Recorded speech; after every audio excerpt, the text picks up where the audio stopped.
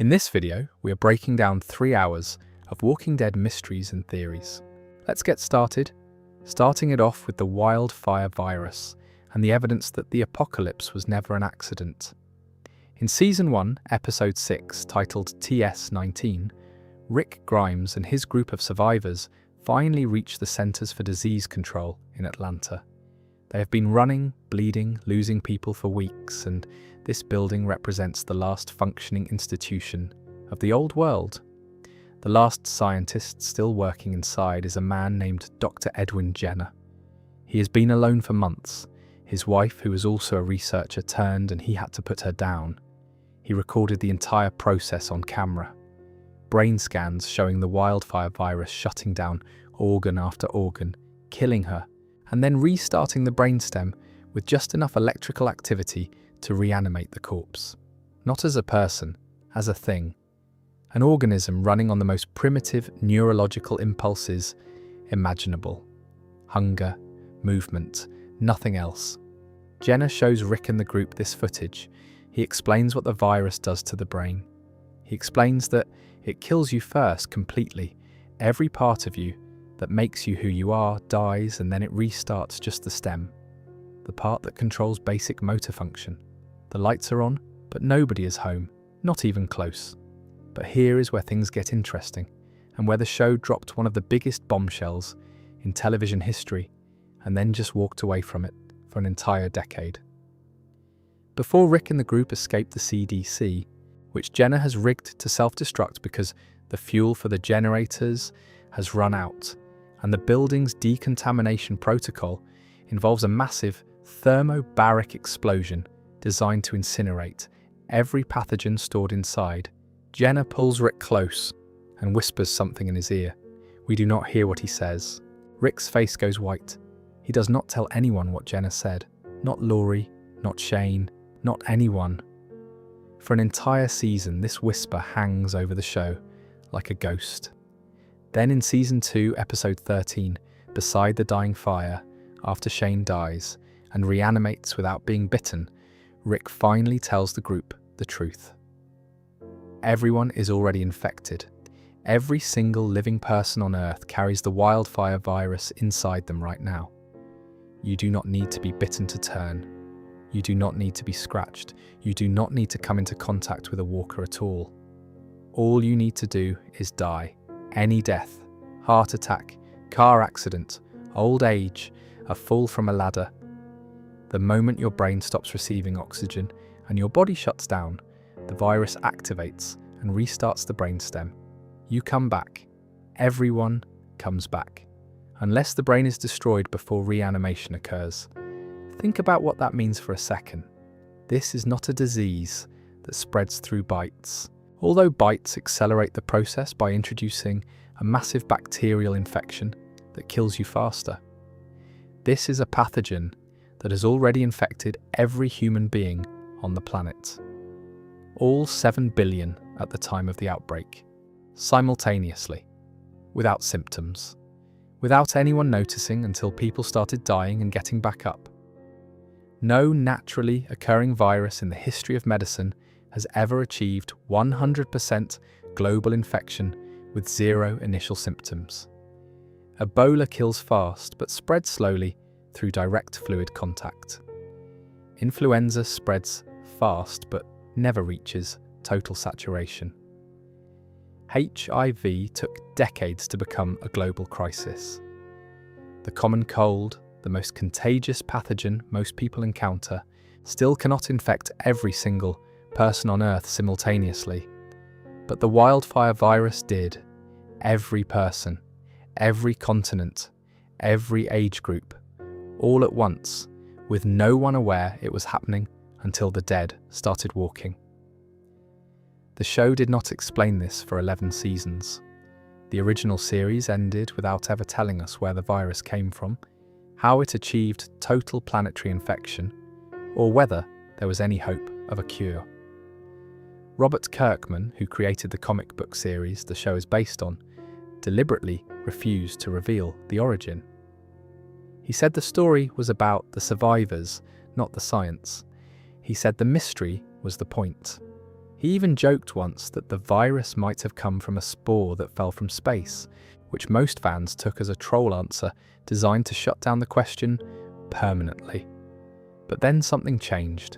The show kept going. The universe kept expanding. And a spin-off called The Walking Dead World Beyond did something that Kirkman never intended. It started answering the question. In the series finale of World Beyond, after the credits roll, there is a scene. A post-credits sequence set in a location we have never seen before. A research facility in France. Not America, France. A French scientist is watching a video transmission from Dr. Jenner, the same man from the CDC. In this transmission, recorded before the CDC fell, Jenner is talking about the French researchers' approach to combating the virus. He mentions their data. He says he likes their methodology. He talks about concepts like restarting circulatory systems, short-circuiting the brain, and dealing with what he calls variant cohorts. The French scientist watches this transmission in a laboratory that has clearly been through hell. The walls are damaged, equipment is overturned, and then another figure enters the room. A second scientist who is aggressive, angry, and confrontational. This second scientist says something that reframes the entire Walking Dead universe. She says the French were the ones who started it. The researchers at this facility were the last ones to hold out while others were bolting out the doors and committing suicide in the hallways. These scientists stayed in the labs until the end. She then shoots the first scientist and walks away into a corridor filled with fast-moving walkers. Not the slow, shambling kind we spent 11 seasons watching. Fast ones, aggressive ones, variants, a completely different breed of undead, created in this French laboratory through experimental tampering with the virus. Let that sink in. The Walking Dead universe quietly, in a post-credits scene of a spin-off that most casual fans never watched, confirmed that the zombie apocalypse was caused by French scientists. Not a natural mutation, not an act of God, not a space spore. Human beings in a laboratory created or accelerated the virus that ended civilization. And then their attempts to fix it made everything worse, producing variant strains of walkers that are faster, smarter, and more dangerous than anything the survivors in America ever encountered. And it gets deeper. In The Walking Dead, Daryl ends up in France, washes ashore after a bizarre journey across the Atlantic. And in France, he encounters these variant walkers firsthand. Burners whose blood is acidic and can burn through skin on contact. Faster variants that move with a speed and aggression that makes the Georgia walkers look like sleepwalkers by comparison. These are the direct products of the French laboratory's experiments. Whatever they were doing in that facility did not just fail. It mutated the virus into something worse. And those mutations are spreading. Now here is where the theory gets dark. The Civic Republic military, the CRM, the massive shadow government that operates out of Philadelphia and controls a population of over 200,000 people, has been studying the wildfire virus for years. They have research divisions, they have laboratories, they recruited scientists from across what was left of the civilized world through their alliance of the three, a network connecting the Civic Republic with Portland, Omaha, and the campus colony of the University of Nebraska. The CRM was supposed to be humanity's best chance at understanding and eventually curing the virus. But in The Ones Who Live, Major General Jonathan Beale gives Rick Grimes what he calls the echelon briefing, the highest classification of information within the CRM. And what Beale tells Rick is horrifying. The CRM's scientists have had no luck cracking the virus. After years of research, with the best surviving scientific minds they could find, they cannot cure it. They cannot stop it. They cannot even slow it down. Beale admits that the CRM's projections show humanity going extinct, not in centuries, not in decades, within approximately 14 years. The math is simple. Every natural death creates a new walker. Walker populations grow exponentially while human populations shrink. Eventually, the dead outnumber the living so completely that organized human civilization becomes impossible to maintain. And here is the piece that connects everything. The CRM knew about the French lab. They had to. Their entire organizational structure, the helicopters, the research divisions, the three-circle logo, the alliance of the three, all of it was built to coordinate a global response to a crisis they understood at a deeper level than anyone else. They were not just reacting to an outbreak, they were trying to manage the aftermath of a specific catastrophic event that originated in a specific place. Dr. Jenner at the CDC was in communication with the French scientists. He had their data, he reviewed their approach, he was part of an international scientific network that was sharing information about the virus before the world collapsed. If Jenner had access to French research data, and the CRM later recruited scientists from Jenner's network, then the CRM would have known from the very beginning where the virus came from and what the French had been trying to do. The wildfire virus was not an accident, it was a research project gone wrong. The French scientists were trying to conquer death itself, reanimation research, the ability to restart biological systems after cessation. And it worked. Just not the way they intended. Instead of bringing back the whole person, the virus only restarted the brainstem, the most primitive part of the brain, the part that controls hunger and basic motor function, and nothing else. They cracked the code for resurrection, and the result was walking corpses that eat the living. And then, in a panic, they tried to fix it. They experimented with variant strains, different approaches to the same problem, restart the circulatory system, short-circuit the reanimation process, introduce countermeasures that would prevent the brainstem from activating. Each experiment failed. Each failure produced a new variant. Faster walkers, smarter walkers, walkers with acidic blood, walkers that could climb and use tools. Every attempt to solve the problem made the problem worse, introducing mutated strains into the European walker population that then spread outward. The virus achieved total global infection because it was engineered to spread that way. A naturally occurring pathogen does not infect 7 billion people simultaneously without symptoms. An engineered pathogen, designed in a laboratory to integrate with human biology at the cellular level, designed to remain dormant until death triggers activation, that is exactly the kind of virus that could achieve silent total saturation. The French did not just start the apocalypse, they designed a virus specifically intended to interface with every human body on Earth. The universal infection was not a side effect, it was the mechanism. The whole point was for the virus to be present in everyone, so that when the reanimation trigger was eventually perfected, it could be activated globally. They were trying to end death for the entire human race. Instead, they ended the human race entirely. The CRM knows this. Beale's echelon briefing all but confirms it. His projections about human extinction are not guesses. They are based on data. Data about the virus, data about its behavior, data about the variant strains spreading across Europe. The CRM's response, eliminating entire cities like Omaha and the campus colony to consolidate resources, is not the behavior of an organization reacting to a mystery. It is the behavior of an organization managing a known catastrophe with full understanding of its scope and trajectory. And nobody told Rick, nobody told Daryl, nobody told any of the survivors fighting day to day in Georgia and Virginia and Texas. The people at the top, the remnants of government and military infrastructure that became the CRM, they knew from the beginning what happened, who caused it, and how bad it was going to get. They kept that information classified at the highest possible level. They let millions of survivors struggle and die in ignorance because the truth was worse than the walkers. The truth was that this was humanity's fault. Our scientists, our ambition, our refusal to accept that death is permanent. And now, death walks, and it will keep walking until there is no one left to eat.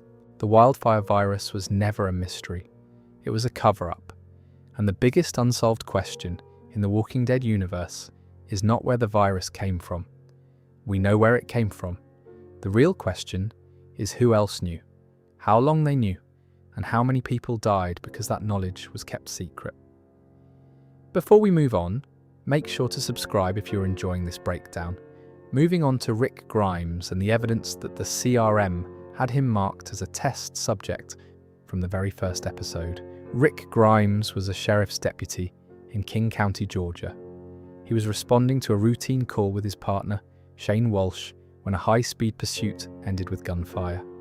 Rick was shot. The bullet hit him somewhere in the torso. The exact location varies depending on which scene you reference, and he fell into a coma, a medically induced coma, according to some sources within the show's extended universe. He was taken to Harrison Memorial Hospital in King County and placed in the intensive care unit. Then the world ended. The outbreak began while Rick was unconscious. The hospital was evacuated, then overrun, then abandoned. The military set up a perimeter around the building, tried to hold it, failed, and pulled out. Shane visited Rick one last time, barricading his hospital room door with a gurney before fleeing with Laurie and Carl. The power went out. The hallways filled with the dead. Medical staff either turned or ran. Every system that was keeping Rick alive, the IV drip, the heart monitor, the climate control, all of it should have failed within hours of the military withdrawal.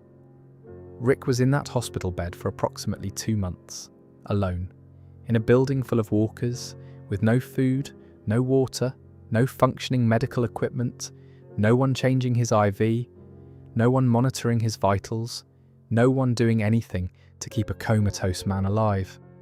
And then he woke up, just opened his eyes, pulled the IV out of his arm, stumbled to the bathroom, drank water from the sink, and walked out of the hospital. Dehydrated and weak, yes. Disoriented, absolutely. But alive, functional, able to think, speak, walk, and eventually ride a bicycle across town to his house. A man who'd been in a coma for 2 months with zero medical care just stood up and rejoined the world. That is not possible. Under any realistic medical scenario, Rick Grimes should have been dead within the first week of the hospital being abandoned. Comatose patients require constant care, fluids, nutrition delivered intravenously, catheter management, pressure sore prevention. Without these interventions, the body deteriorates rapidly. Organ failure, dehydration, infection. A comatose patient without medical support dies, not in 2 months, in days. The show's extended universe tried to address this. A web series called The Oath, released as part of The Walking Dead's online content, tells the story of a doctor named Gail McCones who stayed behind at a hospital after the military pulled out. She kept the facility partially operational, treating survivors who stumbled in and maintaining basic life support for remaining patients. The implication is that Dr. McCones or someone like her may have been keeping Rick alive at Harrison Memorial. Someone was there, at least intermittently, making sure Rick's body did not fail while his mind was offline. But that raises another question. Why? Why would anyone stay behind in a hospital overrun with walkers to keep one comatose deputy alive? In the early days of the outbreak, resources were scarce, and every survivor was making brutal calculations about who to save and who to leave behind. Shane, Rick's best friend and partner, made that calculation and chose to abandon him. The military made that calculation and withdrew. Everyone left, but someone stayed.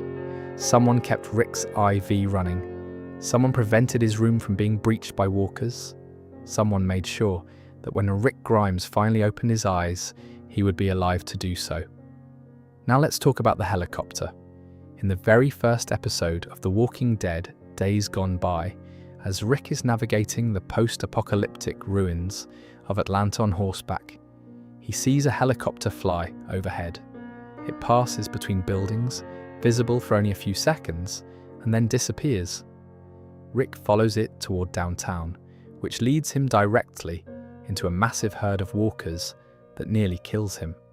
At the time, in 2010, this helicopter was a minor plot detail, a narrative device to lure Rick deeper into danger.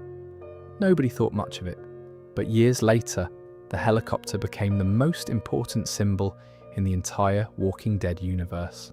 Because helicopters, with the distinctive three-circle logo, belong to the Civic Republic military, the CRM, the same organization that would eventually abduct Rick Grimes at the end of Season 9 and imprison him for 6 years. The CRM had helicopters operating over Atlanta in the first days of the outbreak. That helicopter Rick saw was not military rescue, it was not a news chopper, it was CRM, and it was flying over the exact city where Rick Grimes was wandering alone, through walker-infested streets. Coincidence is a word people use when they do not want to see the pattern. Let me show you the pattern. In Season 9, Rick is critically injured during a bridge explosion. He is swept downriver, bleeding out, barely conscious. He should die. Every realistic medical assessment says Rick Grimes dies on that riverbank. But Anne, formerly known as Jadis, the leader of the scavengers, finds him. She radios the CRM helicopter and says she has a B for pickup. The helicopter arrives. Rick is loaded aboard. He disappears for 6 years. Now here is a detail that most people missed. In the Walking Dead world beyond, Jadis explains the CRM's classification system. A subjects are leaders, fighters, people with exceptional qualities. The CRM takes A subjects to their laboratory and kills them, dissects them, studies how the wildfire virus interacts with their biology. They are looking for something in these people, some variation in how the virus behaves in exceptional individuals versus ordinary ones. Jadis says Rick was an A, but she classified him as a B to save his life. B subjects are workers. They enter the consignee program, performing manual labour on the outskirts of the Civic Republic for 6 years before earning citizenship. Jadis lied about Rick's classification because she knew that if the CRM realised what he was, they would cut him open on a table. But here is the question nobody asks. How did Jadis know to classify Rick as anything? She met Rick relatively late in the show's timeline, but the CRM's classification system was not something she invented. It was given to her.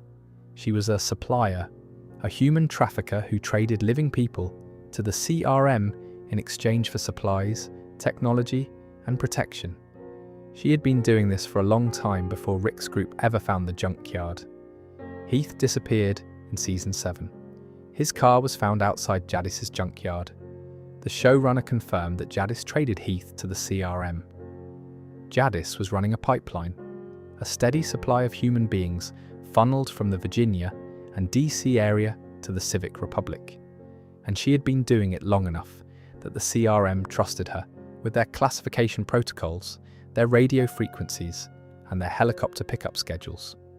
So when Jadis calls the helicopter for Rick, she is not improvising.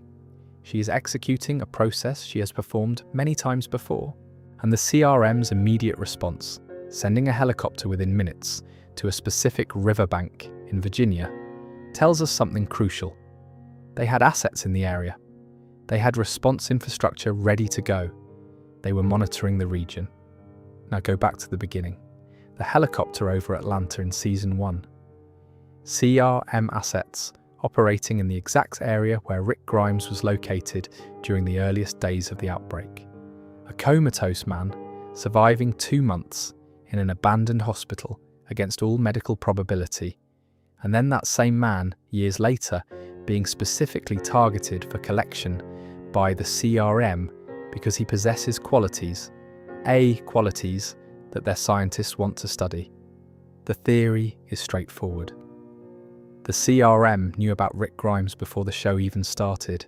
They identified him during the initial outbreak, possibly through military or hospital records, possibly through the same network of doctors and researchers that included people like Jenna and the French scientists.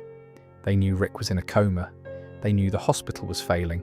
And they sent someone, maybe Dr. McCones, maybe a CRM asset, operating under the cover of a concerned medical professional to keep him alive. Why? Because Rick's coma made him unique. When the wildfire virus infected the global population, it integrated with every living human's biology. But Rick was not fully conscious when this happened. His brain activity was suppressed, minimal. The virus could not interact with his neural pathways, the same way it did with conscious hosts. This means Rick's relationship with the wildfire virus may be fundamentally different from every other infected person on the planet. The virus entered his system while his brain was essentially offline. And when he woke up, the virus was already there, already integrated, but potentially in a dormant or altered state that does not exist in any other host. This would explain the CRM's interest in A subjects. They are not just looking for strong leaders, they are looking for biological anomalies. People whose interaction with the wildfire virus deviates from the norm. Rick, a man who was comatose during initial infection, would be the most extreme anomaly they could find. His biology could hold the key to understanding how the virus integrates with the brain, and potentially how to disrupt that integration. In The Ones Who Live, Rick spends 6 years in the CRM's consignee program. He tries to escape multiple times. He is recaptured every time. And every time, instead of being executed, which is standard CRM protocol for escape attempts, he is returned to the program. Lieutenant Colonel Donald Okafor personally intervenes to keep Rick alive, over and over again. A man tries to escape from a military organization that routinely kills dissenters, and they just keep bringing him back. That is not mercy. That is asset protection.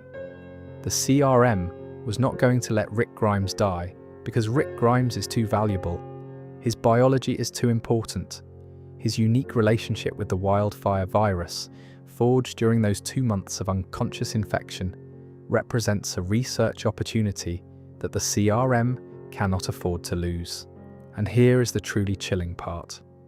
When Beale gives Rick the echelon briefing and tells him humanity has 14 years before extinction, he is also, indirectly, telling Rick why the CRM kept him alive. If their scientists cannot crack the virus through conventional research, which Beale admits they cannot, then their only remaining hope is to find a biological key in someone whose infection profile is unusual. Someone like Rick. The CRM did not save Rick out of compassion. They saved him because he might be the cure, or at least the roadmap to one. Rick never learned this. He escaped the CRM with Michonne. They exposed the organization's atrocities to the Civic Republic Council. They went home. But the underlying question was never answered. Is Rick Grimes biologically different from every other infected human?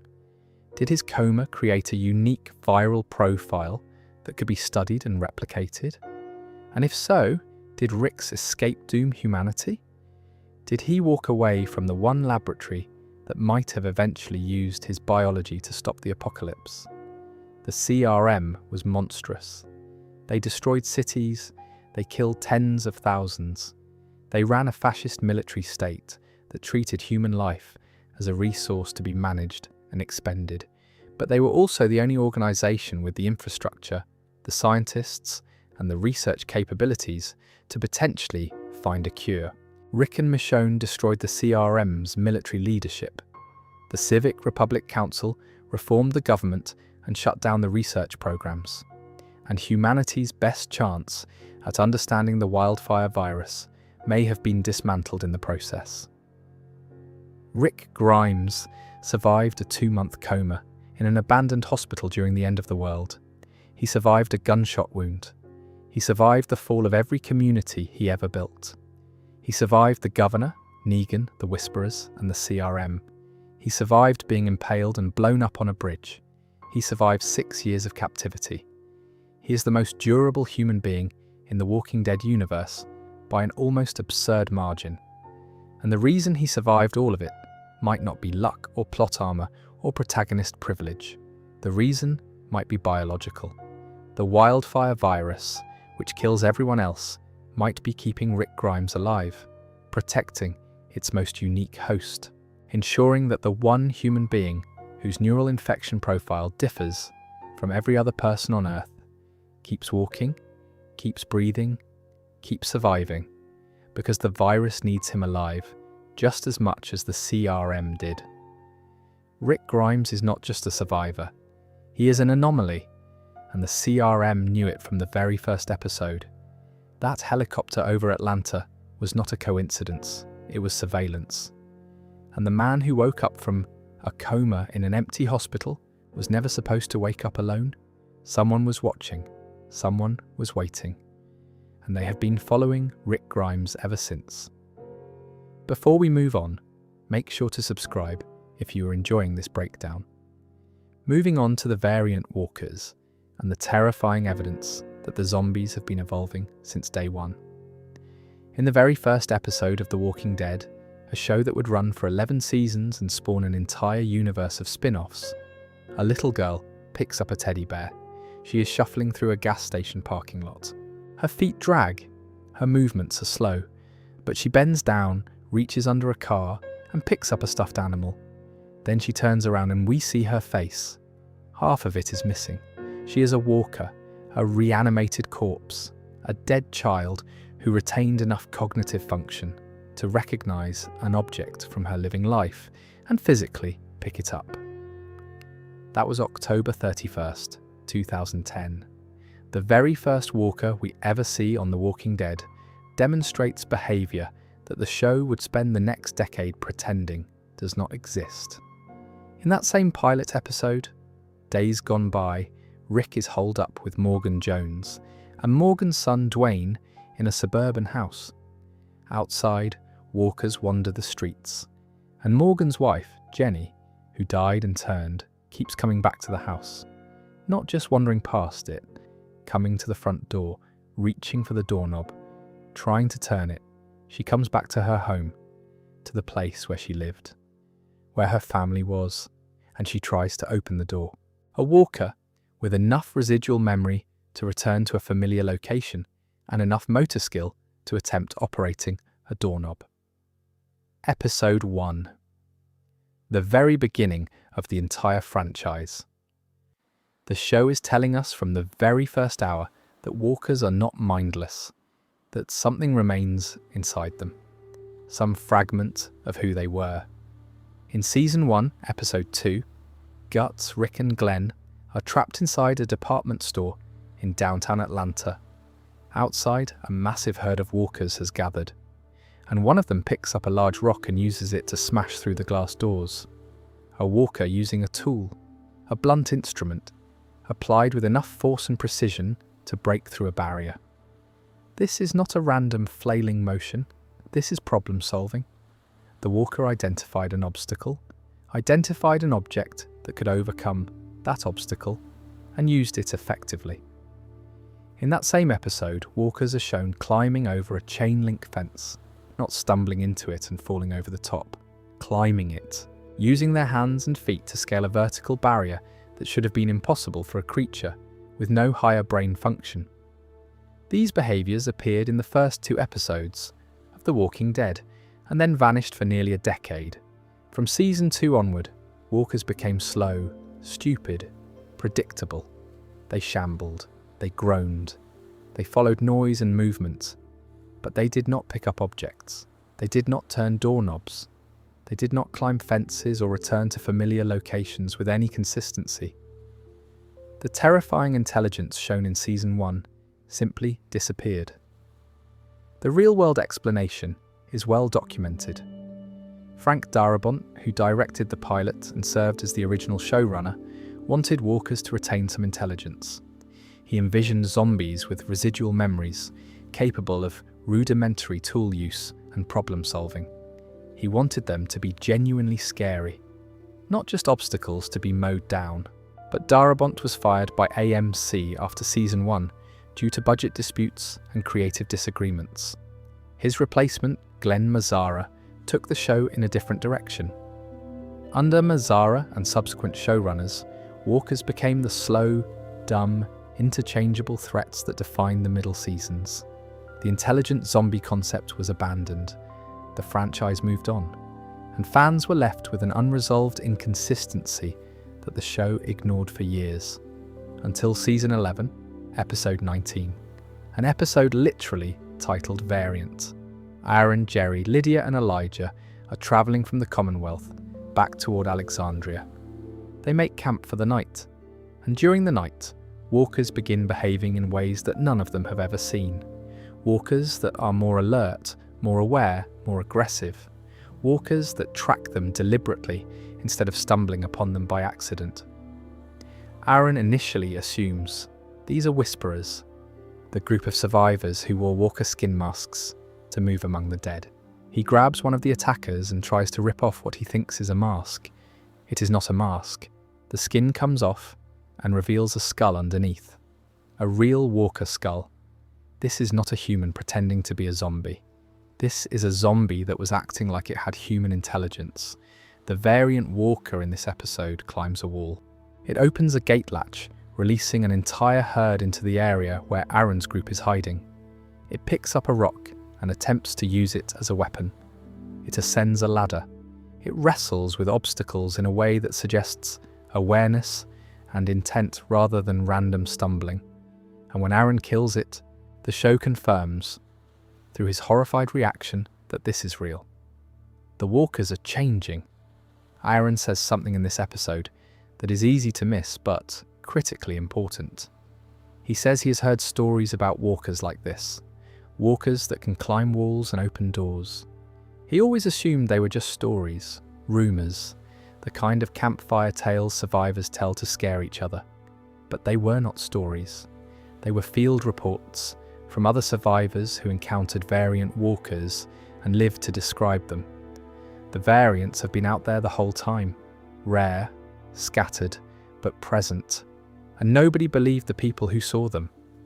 Now here is where it gets genuinely unsettling. The show retroactively acknowledged that the smart walkers from season 1 were variants, not a creative inconsistency, not a production error from a fired showrunner. Canon. The little girl with the teddy bear, Morgan's wife trying the doorknob, the rock-throwing walker in Atlanta. All of them were variant walkers. They have existed since the very beginning of the outbreak. The survivors just stopped encountering them frequently enough to recognize the pattern. But why were they rare? And why are they becoming more common? The answer starts in France, the Walking Dead world. Beyond post-credits scene showed us a research facility that had been experimenting with the wildfire virus, creating modified strains, trying to cure the reanimation process, and failing, producing new variants instead. Each failed experiment generated a different mutation. Faster walkers, stronger walkers, walkers with altered blood chemistry, walkers with enhanced cognitive function. In Daryl Dixon, which takes place entirely in France, Daryl encounters variant walkers constantly. Burners, whose blood has become acidic through viral mutation, capable of burning through skin and fabric on contact. Fast movers who sprint instead of shamble. Walkers that coordinate their movements in ways that suggest pack hunting behaviour rather than random herd instinct. France is ground zero for the variant outbreak, and the variants are spreading.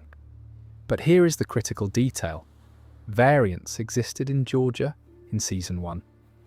Before Daryl went to France, before the world beyond post-credits scene, before anyone knew about the French lab, there were already smart walkers in America during the first days of the outbreak, which means the French experiments did not create variants. The variants were always a natural possibility within the wildfire virus.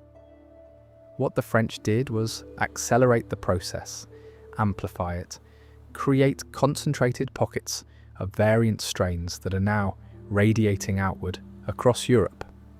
But the underlying genetic potential for walker evolution was built into the virus from the beginning.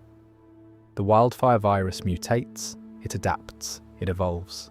And every walker on Earth is a potential vector for variant strains, or the slow, dumb, shambling walkers that survivors learn to manage and predict are not the final form. They are the baseline, the starting point.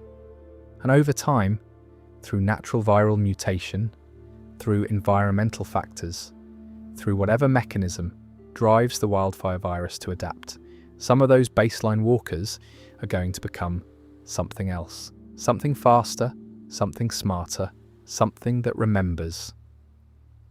Tales of the Walking Dead introduced a character named Dr. Chauncey Everett, a naturalist who had been studying walker behaviour in an area called the Dead Sector, a massive man-made trench containing hundreds of walkers that he observed like a field biologist studying animals. Among the walkers in the Dead Sector, Everett identified one that he called a protector, a walker that displayed leadership behaviour over the herd. It directed other walkers, it protected them. It exhibited a social hierarchy that should be impossible for reanimated corpses with no higher brain function. Everett believed this specific walker, a former scientist named Dr. Mosley, retained behavioural patterns from its living life. Mosley had studied and cared for walkers when alive, and that caretaking behaviour carried over into death. The protector variant was not just smart, it was performing a role, a job, a function it remembered from life. In Dead City, Maggie and Negan encounter the Walker King in the sewers beneath Manhattan. Not a single walker, a fusion. Multiple walkers merge together into a single massive organism, their bodies stuck and grown together into something that functions as one entity. 4 walkers fused into a creature that is larger, stronger, and more resilient than any individual zombie. This is not intelligence evolution. This is physiological evolution. The virus is not just making walkers smarter, it is making them physically different, changing their biology at a fundamental level. And in the final episodes of the main series, the variants escalate further. A walker picks up a knife, dropped by Lydia. Not a rock, which could be argued as random grasping. A knife, a manufactured human tool. The walker picks it up and holds it in a way that suggests intentional use. It never gets to use the weapon because other events intervene, but the implication is clear. Walkers are approaching the threshold of armed threat. Tool use, weapon recognition, deliberate violence beyond just biting and clawing. Robert Kirkman, in his comic series, made one firm promise. Walkers would never use guns. He drew a hard line. Zombies with firearms would never happen because it would break the fundamental premise of the story. Humans are the apex predators of this world, and the walkers are a force of nature, not a competing civilization. But Kirkman made that promise for the comics. The TV universe has already broken it. Walkers using rocks, walkers opening doors, walkers climbing walls, walkers picking up knives. Each escalation moves closer to Kirkman's line, and the franchise shows no signs of stopping. The survivors spent a decade learning how to live with walkers, building walls, developing clearing strategies, training children to fight, creating communities that could function despite the constant background threat of the undead. All of those strategies were built on the assumption that walkers are slow, dumb, and predictable. That assumption is no longer valid. The variant walkers change everything. A wall does not stop a walker that can climb. A gate does not stop a walker that can operate a latch. A defensive formation does not work against walkers that can coordinate. Every survival strategy developed over 11 seasons of television is now potentially obsolete, and the variant strains are spreading, from France outward, from natural mutation upward. The clock that Beale described to Rick, the 14-year countdown to human extinction, was calculated based on standard walkers. Slow and dumb, predictable standard walkers. Nobody factored in variants. Nobody accounted for the possibility that the threat would get worse. The walkers were always evolving. From the very first episode, from the very first little girl who picked up a teddy bear.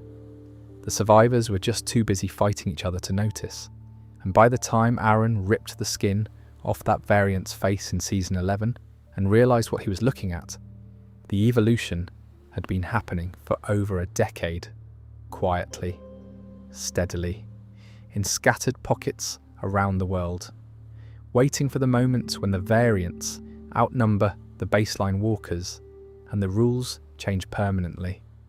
The dead are not just walking, they are learning, and humanity is running out of time to figure out what that means.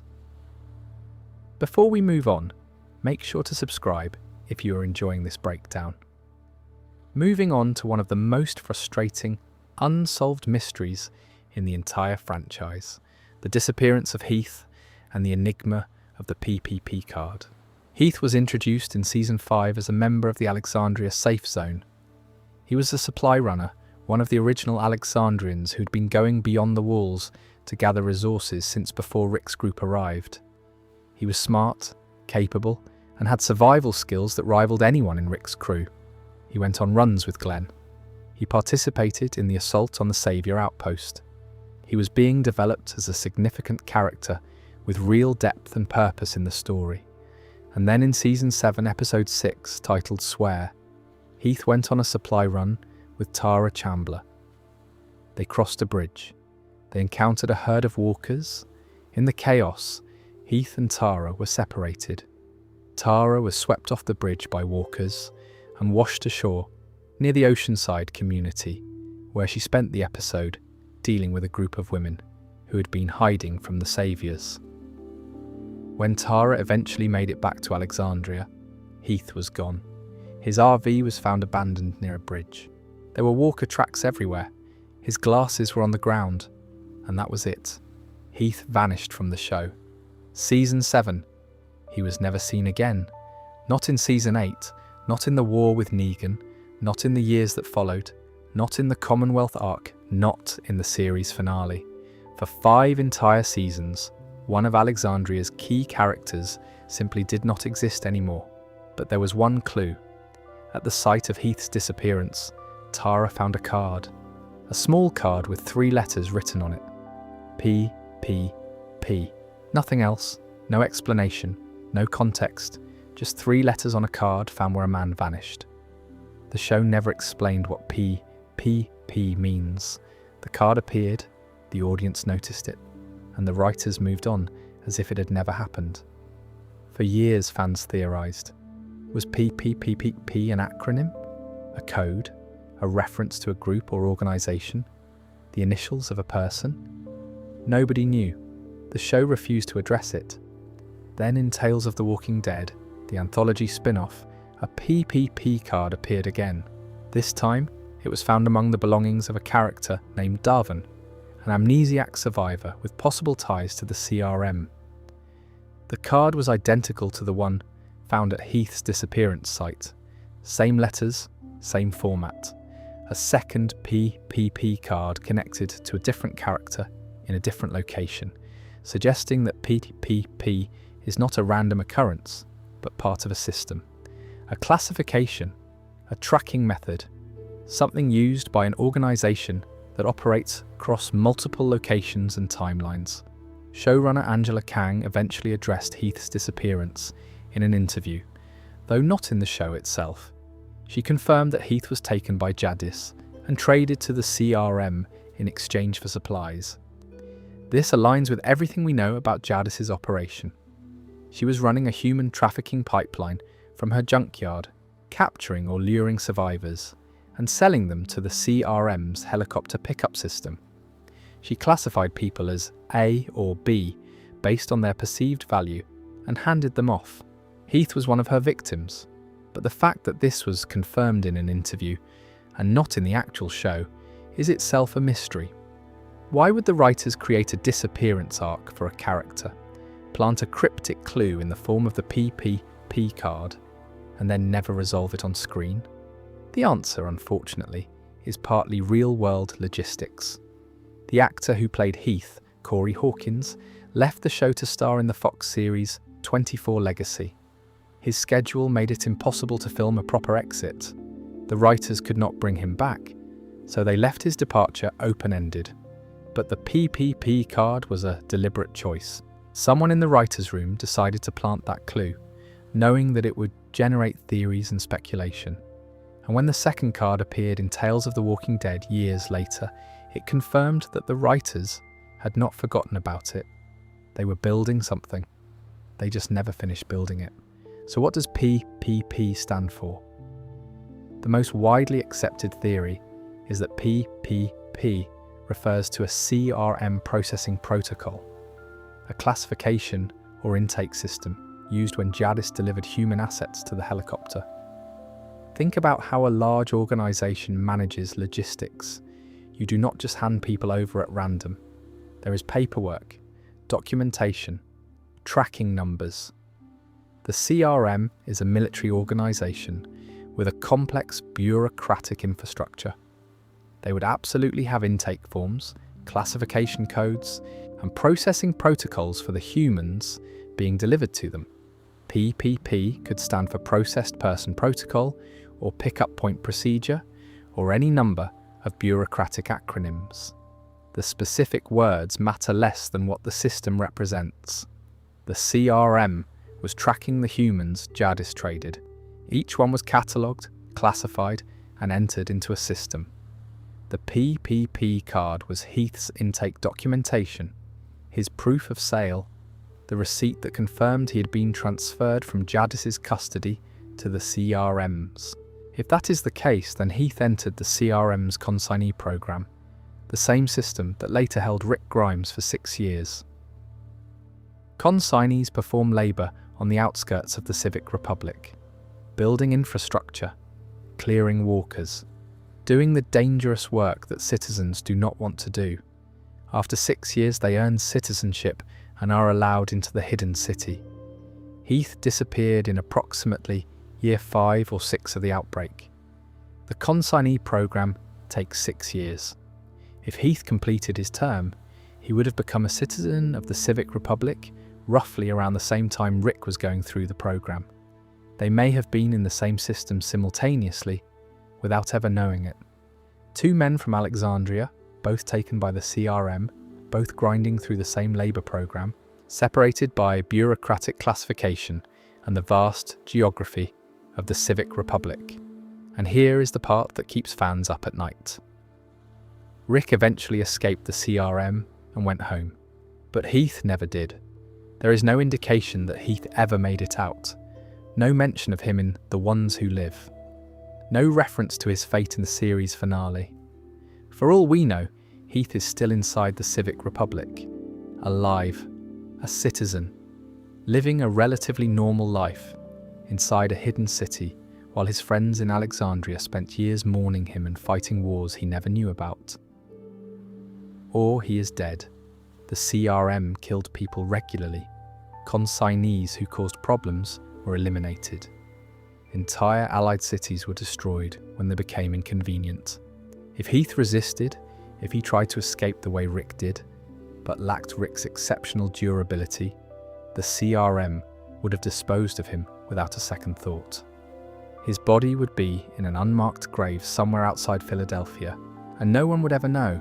The PPP card was supposed to be the thread that unraveled this mystery. It was planted as a breadcrumb, a clue for the audience to follow, but the breadcrumb trail was never completed.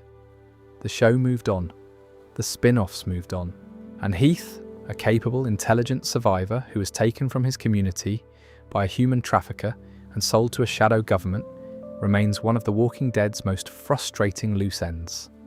The card sits there. PPP. 3 letters with no confirmed meaning, found twice across 2 different shows, connected to the CRM, connected to Jadis, connected to a system of human trafficking that operated for years across the eastern seaboard. And the man it was meant to represent, Heath, a man who trusted his community and went on a supply run and never came home, is still missing, still unaccounted for, still waiting for a resolution that may never come. Some mysteries in The Walking Dead are unsolved because the answers are too complex or too dark to reveal, And some mysteries are unsolved because the show simply ran out of time to tell every story. Heath's disappearance is the second kind, and the PPPP card is the proof that someone, somewhere in the writer's room, had a plan for him. A plan that was never executed, a story that was never told, and a character who deserved better than to vanish into a footnote, confirmed only in an interview that most fans never read. Before we move on, make sure to subscribe if you're enjoying this breakdown.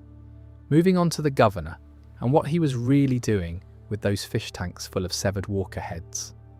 Philip Blake, the man who called himself the Governor, ran the town of Woodbury, Georgia, with an iron fist wrapped in a velvet glove. To the residents of Woodbury, he was a saviour, a protector, a charismatic leader who had built a walled community with running water, electricity, entertainment, and the illusion of pre-apocalypse normalcy. People trusted him. They followed him. They handed him their weapons and their autonomy, and in exchange he gave them cold beer and weekend gladiator fights, where captive walkers were pits against men in a staged arena.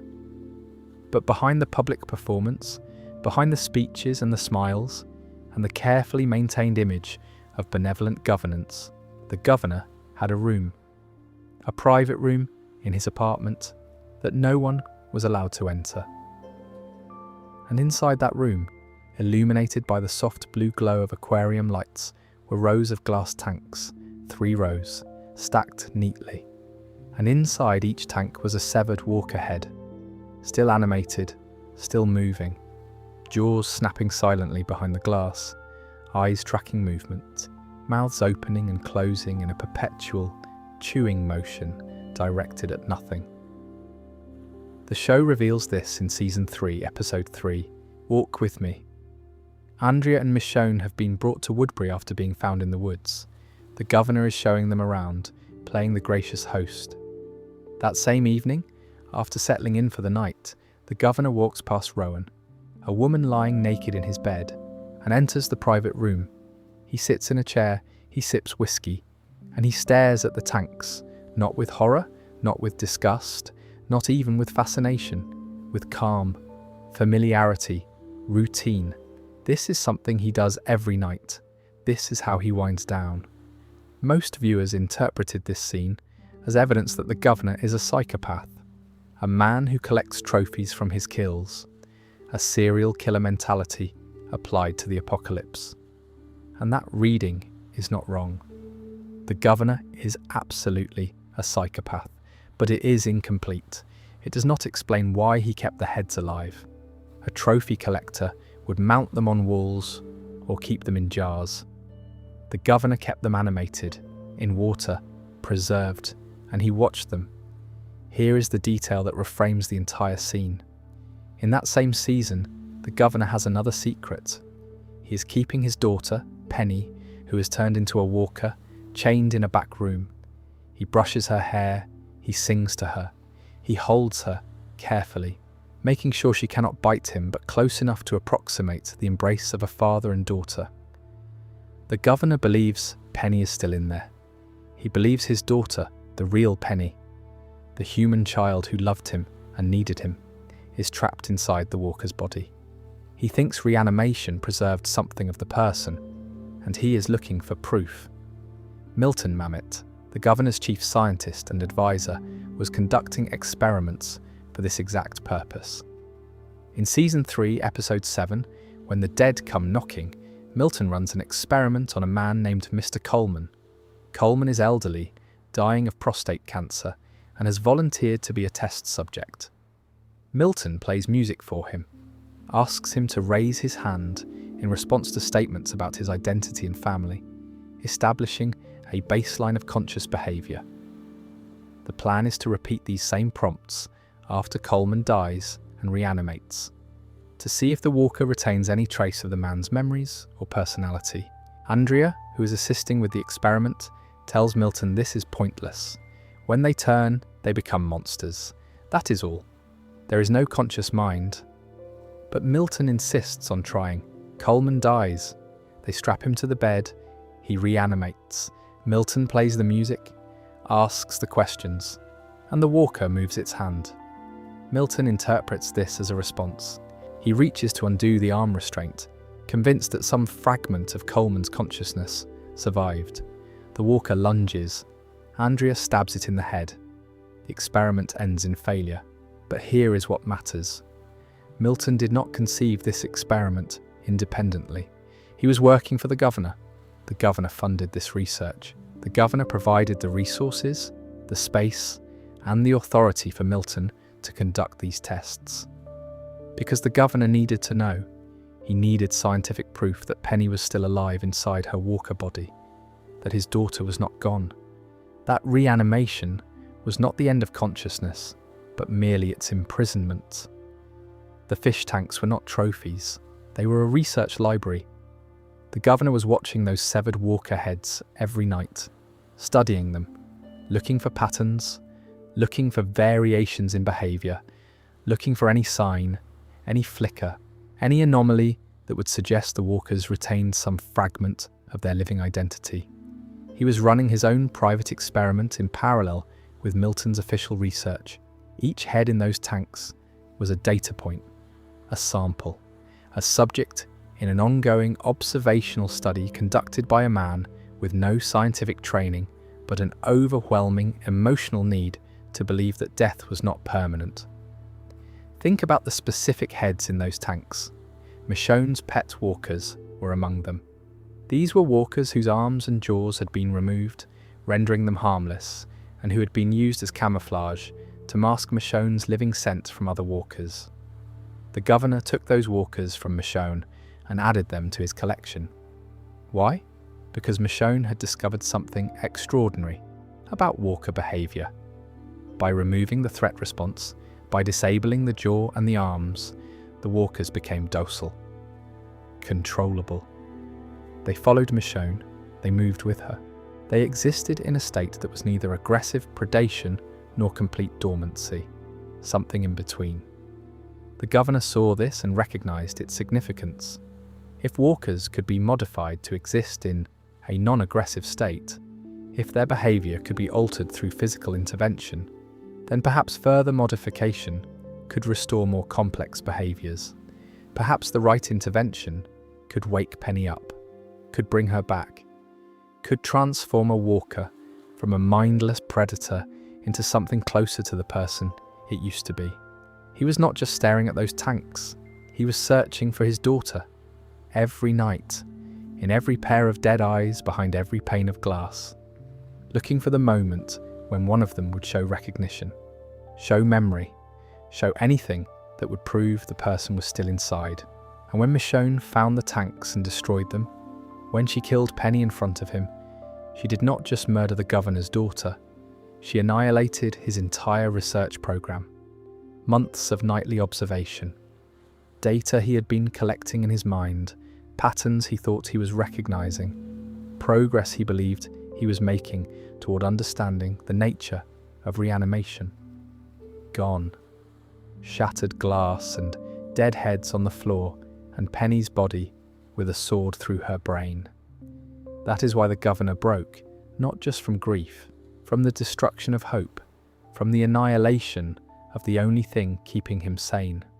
The belief that death could be reversed and his daughter could be saved. Michonne did not kill a man's child. She killed a man's delusion. And when the delusion died, the monster that had been building behind it was set free. The governor burned Woodbury. He wandered the roads alone. He became Brian Heriot, a hollow man attached to a new family he would inevitably destroy. He attacked the prison. He murdered Herschel with Michonne's own sword. He threw everything he had built into a fire because none of it mattered anymore. Penny was gone. The research was gone. The hope was gone. All that was left was the rage. The fish tanks were a monument to a father's love, twisted by madness and apocalypse into something unrecognizable. The governor was not a simple villain. He was a man who stared at dead eyes every night, hoping to see his daughter look back. And when that hope was taken from him, he became exactly what the walkers are. A thing that moves and hunts and destroys with nothing left inside but hunger. Before we move on, make sure to subscribe if you're enjoying this breakdown. Moving on to Morgan Jones and the impossible timeline of the man who has been everywhere in the Walking Dead universe. Morgan Jones is the first survivor Rick Grimes ever meets after waking from his coma. In the pilot episode, Morgan saves Rick's life. He takes him into his home, feeds him, explains the rules of the new world. He tells Rick about the walkers.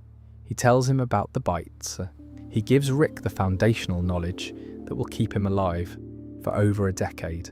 Without Morgan Jones, Rick Grimes dies in the first episode, and then Morgan disappears. For 3 full seasons, Rick leaves Morgan's house in King County, travels to Atlanta, finds his family, loses the CDC, survives the farm, takes the prison, fights the governor, and not once does Morgan appear. He exists only as a memory, a man Rick met once, at the very beginning, who showed him kindness in a world that had stopped offering it. Then in Season 3, Episode 12, Clear, Rick returns to King County to gather weapons. He finds Morgan's house transformed into a fortress, walls covered in writing, traps laid throughout the streets, weapons stockpiled, and Morgan himself, barely recognizable, gaunt, wild-eyed, paranoid, violent. He attacks Rick without recognizing him. He stabs Rick in the shoulder. He rants about clearing, about the dead, about his wife and his son, because Dwayne is dead. Morgan's son, the boy from the pilot, was killed by Jenny. Morgan's zombified wife, the same woman who kept coming back to their door. The one Morgan could not bring himself to shoot because he loved her too much to destroy what was left of her. That hesitation killed Dwayne. Jenny bit him. Dwayne turned, and Morgan had to put down his own son. The Morgan we see in Clear is a man who has been destroyed by grief and guilt and isolation.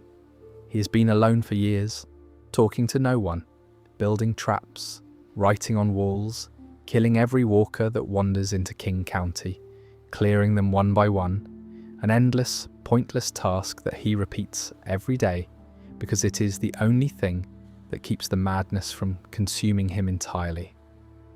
Rick tries to bring Morgan with him. Morgan refuses. He says the world is not for people like him anymore. Rick leaves. Morgan stays. And that, for most shows, would be the end of his story. A tragic supporting character who served his purpose and faded into the background. But Morgan comes back. He always comes back. In Season 5, Morgan reappears following Rick's trail toward Terminus. He is changed again. He is calm, centered, carrying a wooden staff instead of guns. He is transformed from a paranoid killer into a pacifist, a man who believes all life is precious and refuses to take it under any circumstances. The explanation for this transformation comes in Season 6, Episode 4, Here's Not Here, where we learn that Morgan met a man named Eastman. Eastman was a forensic psychologist who lived alone in a cabin in the woods. He had a goat named Tabitha. He practiced Aikido. He was a vegetarian. He was the most peaceful man in the entire Walking Dead universe. A man who had found inner tranquility in the middle of the apocalypse. Eastman took Morgan in, trained him in Aikido, taught him the philosophy that all life is precious, and gave him the staff that would become his signature weapon. Eastman was bitten by a walker and died. Morgan buried him, took his lessons to heart, and set out into the world as a changed man. From that point forward, Morgan's journey becomes a philosophical odyssey that carries him across 2 shows and multiple years of storytelling. He joins Rick's group in Alexandria. He clashes with Rick over the morality of killing. He builds a jail cell in the basement of a house because he believes in redemption rather than execution.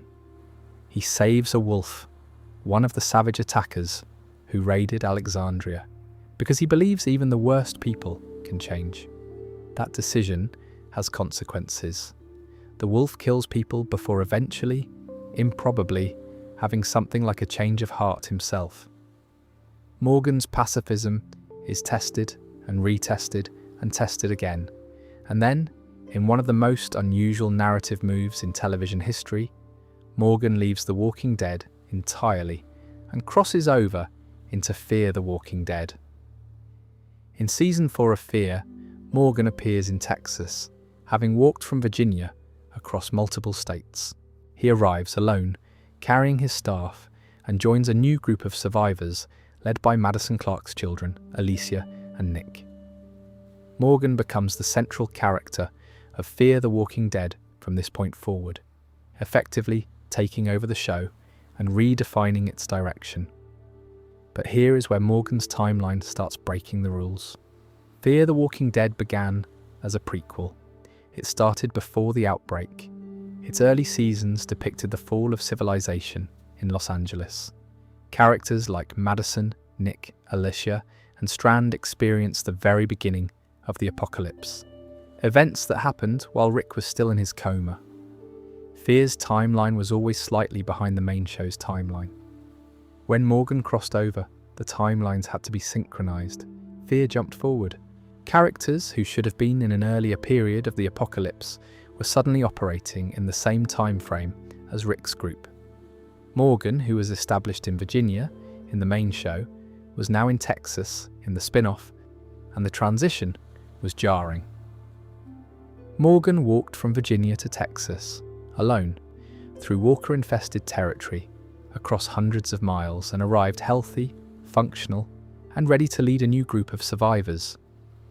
Morgan then spent several more seasons of Fear navigating some of the most extreme scenarios in the entire franchise. Nuclear fallout in Texas, a community called Padre that kidnapped children and raised them as soldiers, warlords and cults, and irradiated landscapes. Through all of it, Morgan survived. He evolved. He went from pacifist to reluctant warrior to leader, and back to pacifist again, cycling through philosophical positions the way other characters cycle through weapons. And here is the theory that binds it all together. Morgan Jones is the emotional spine of the Walking Dead universe, not Rick, not Daryl, not any of the more popular characters. Morgan. He is the first survivor we meet. He teaches Rick the rules. He appears at the beginning, disappears, and then returns transformed. He carries the central philosophical question of the franchise. Is it possible to maintain your humanity in a world that punishes you for having it? Across 2 shows and over a decade of storytelling. Morgan has been a killer. He has been a pacifist. He has been mad. He has been calm. He has been alone. And he has been a leader. He has experienced every possible response to the apocalypse. Denial in the pilot when he cannot shoot his wife. Rage in Clear when he kills everything that moves. Peace under Eastman's guidance. Leadership in Fear's later seasons. And through it all, the one constant is that Morgan keeps going. He does not stop. He does not die. The world keeps trying to break him, and he keeps putting himself back together in a new configuration. Rick survived because the CRM may have had biological reasons to keep him alive. Daryl survived because he is the most adaptable fighter in the franchise. Carol survived because she became whatever she needed to be. But Morgan survived because the universe needs him to. He is the witness, the one character who has seen every stage of the apocalypse from every angle. He was there at the beginning when the world fell. He was there in the middle when communities rose and collapsed. He was there at the end when the next generation of survivors was being shaped. If the Walking Dead universe ever reaches a true conclusion, Morgan Jones should be the last man standing. Not because he's the strongest or the smartest or the most capable, but because he is the most human. The character who has wrestled with every moral question the franchise has ever posed and come through the other side still asking them. Still believing that the answers matter. Still carrying a staff instead of a gun because somewhere inside him, despite everything, Eastman's lesson survived. All life is precious, even in a world full of death, especially in a world full of death. Before we move on, make sure to subscribe if you are enjoying this breakdown. Moving on to the most controversial theory in this entire video.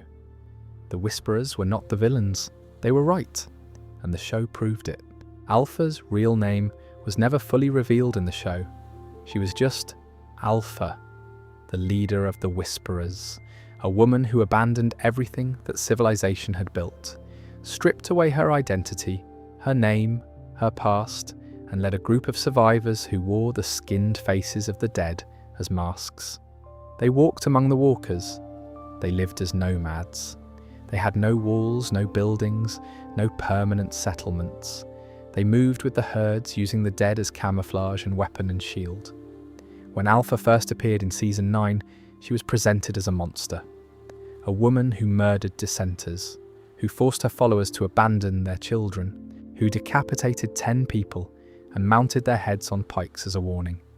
She was the clearest villain the show had presented since the Governor, a leader whose philosophy was brutally simple. We are animals. The dead rule this world. Civilization is a fantasy. The only way to survive is to accept what we have become and stop pretending we are still human. The audience was supposed to hate her, and most did. But here is the problem. If you look at every organized community The Walking Dead ever depicted, every attempt at rebuilding civilization, every walled settlement and democratic government and social structure, you find the same pattern. They all failed. They all became corrupt. They all created systems of oppression that were, in many cases, worse than the Walker threat itself. Woodbury, the governor's town, a functioning community with electricity, running water, and social order. And behind the facade, a dictator who murdered soldiers for their weapons, staged gladiator fights for entertainment, kept severed heads in fish tanks, and launched military assaults against anyone who threatened his power. Woodbury was not civilization. It was a dictatorship wearing civilization's clothes. Terminus, a community that painted signs on railroad tracks inviting survivors to come find sanctuary. Those who came were imprisoned, slaughtered, butchered, and eaten. Terminus was a cannibal compound disguised as a refugee camp. The very concept of community, the very idea that there is safety in numbers, was weaponized to lure victims to their deaths. The Saviors, Negan's empire, a network of communities forced into servitude through violence and intimidation. Negan took half of everything every community produced. He murdered leaders in front of their people as demonstrations of power. He kept women as wives through coercion. The Saviors did not build civilization. They built a protection racket. Pay or die, submit or be destroyed. The Commonwealth, the largest, most sophisticated community in the Walking Dead universe. 50,000 people. A class system based on pre-apocalypse occupations. Former lawyers and doctors lived in mansions while former janitors and fast food workers lived in poverty. Governor Pamela Milton ruled with political maneuvering and suppression of dissent. Her son Sebastian sent people into walker-infested buildings to steal money for his personal use, getting civilians killed for his entertainment. The Commonwealth recreated every inequality, every injustice, every systemic failure of the old world. They rebuilt society, and it was just as broken as the one that fell. Even Alexandria, the community that the show presented as the good guys' home base, had problems. Before Rick's group arrived, the Alexandrians were soft, sheltered, unprepared. They hid behind walls and pretended the world outside did not exist. Their leader, Deanna Monroe, was a former congresswoman who tried to run Alexandria like a political office.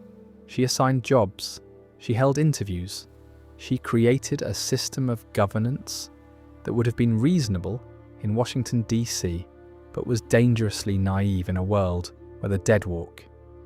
Rick's group made Alexandria stronger, but they also made it a target. Every conflict from Season 5 onward, the Wolves, the Saviors, the Whisperers, the Commonwealth, came directly to Alexandria's gates because Alexandria was a visible, static, walled community. A target. A resource to be raided or conquered. The walls that protected the residents also announced their location to every threat within walking distance. Alpha looked at all of this and drew a conclusion. Walls create targets, leaders create tyrants, communities create hierarchies, hierarchies create oppression. The only way to escape the cycle is to abandon the concept of community entirely. Stop building walls, stop stockpiling resources, stop creating power structures that someone will inevitably corrupt. Become part of the landscape, move with the herds, take only what you need, own nothing, lead nothing, be nothing but alive. The Whisperers had no walls to breach, so they could not be invaded. They had no food stores to raid, so they could not be starved out. They had no leader who could be assassinated to collapse the group, because Alpha's leadership was not based on infrastructure or political power, but on pure dominant will. When Alpha was killed, Beta simply took over. When Beta was killed, the remaining Whisperers dispersed into the wild.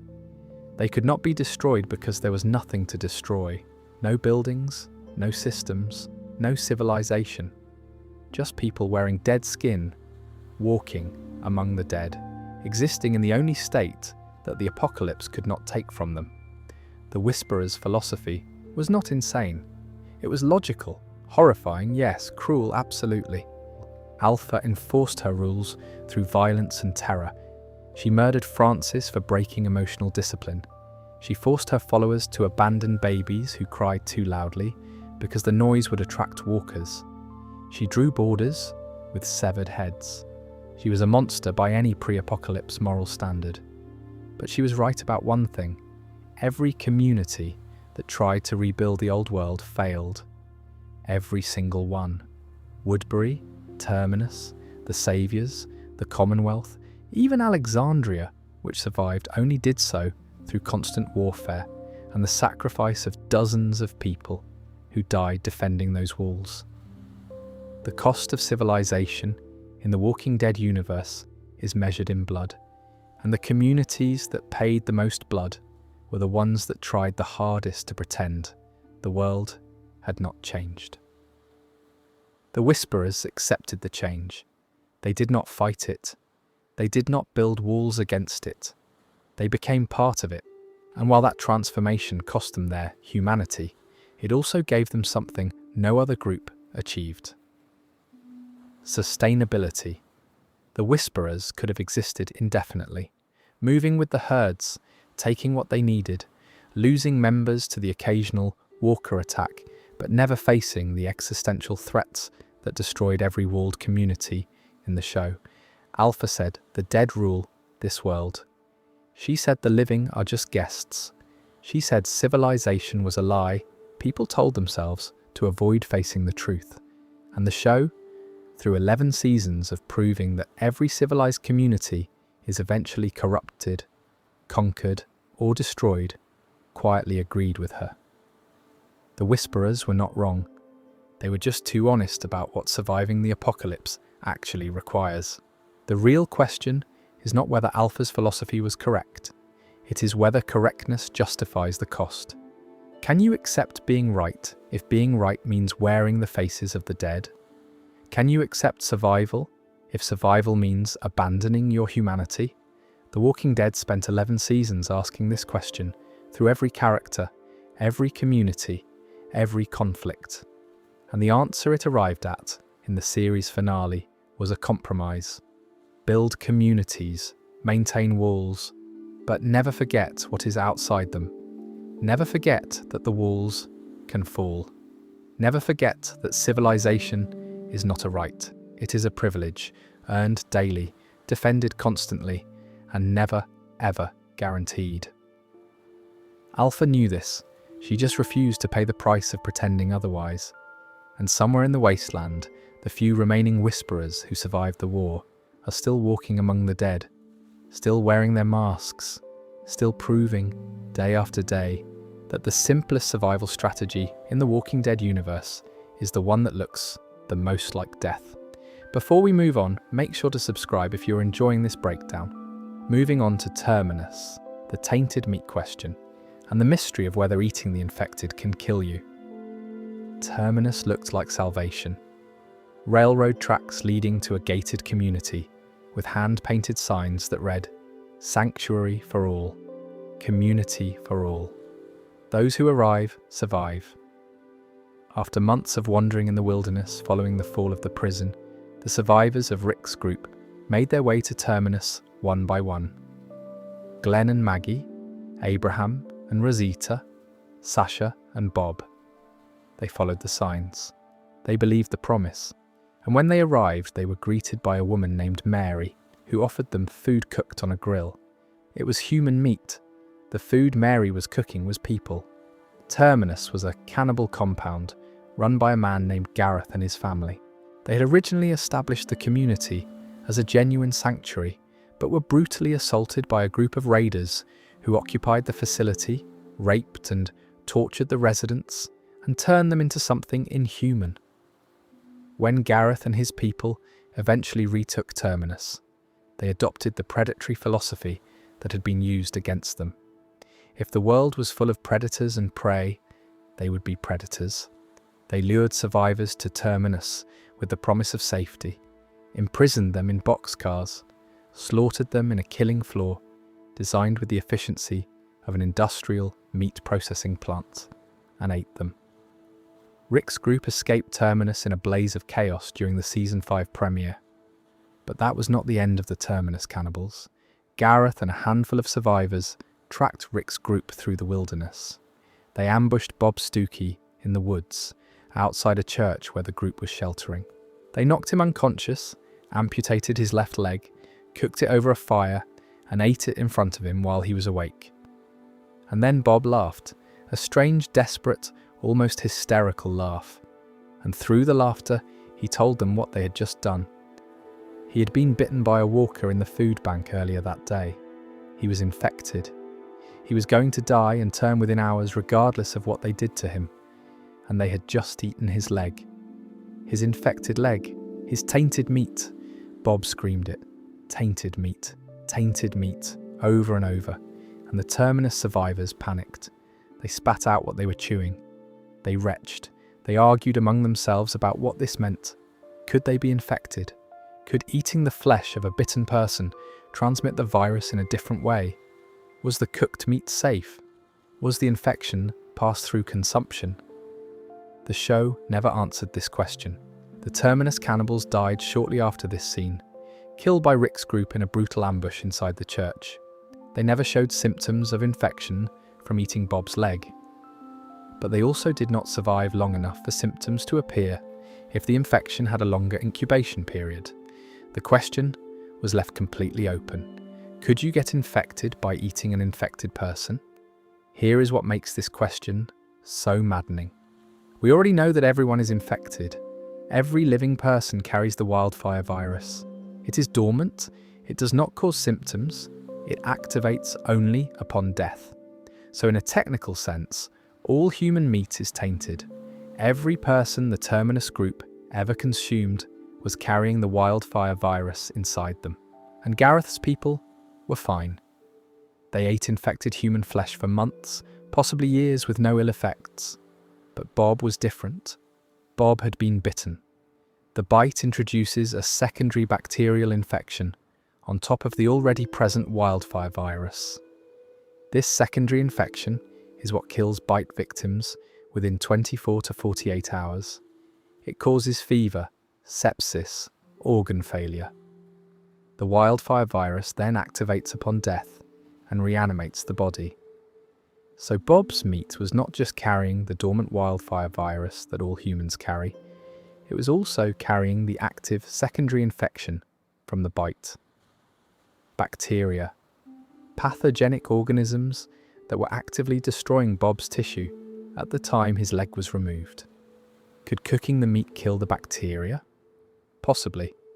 Most foodborne pathogens are destroyed at temperatures above 165 degrees Fahrenheit. If the Terminus group fully cooked Bob's leg, the heat would likely have killed the secondary bacterial infection. But the wildfire virus is not a normal pathogen. It has demonstrated properties that no natural virus possesses, including the ability to survive in reanimated corpses for months or years. The ability to remain dormant in living hosts indefinitely, and the ability to activate specific neurological functions in dead tissue. There is no guarantee that cooking would neutralize the wildfire virus's active components. Furthermore, in Season 10, the Whisperers contaminate Alexandria's water supply by dumping Walker viscera into it. Dante, a Whisperer spy inside the community, turns off the water filtration system. The result is a cholera outbreak among the Alexandrians. Not Walker infection, cholera. Regular bacterial disease from consuming water contaminated with decomposing biological material. This tells us that Walker biological material does carry dangerous conventional pathogens, but not that it transmits the wildfire virus in a new way. The Alexandrians got sick from bacteria, not from the reanimation virus.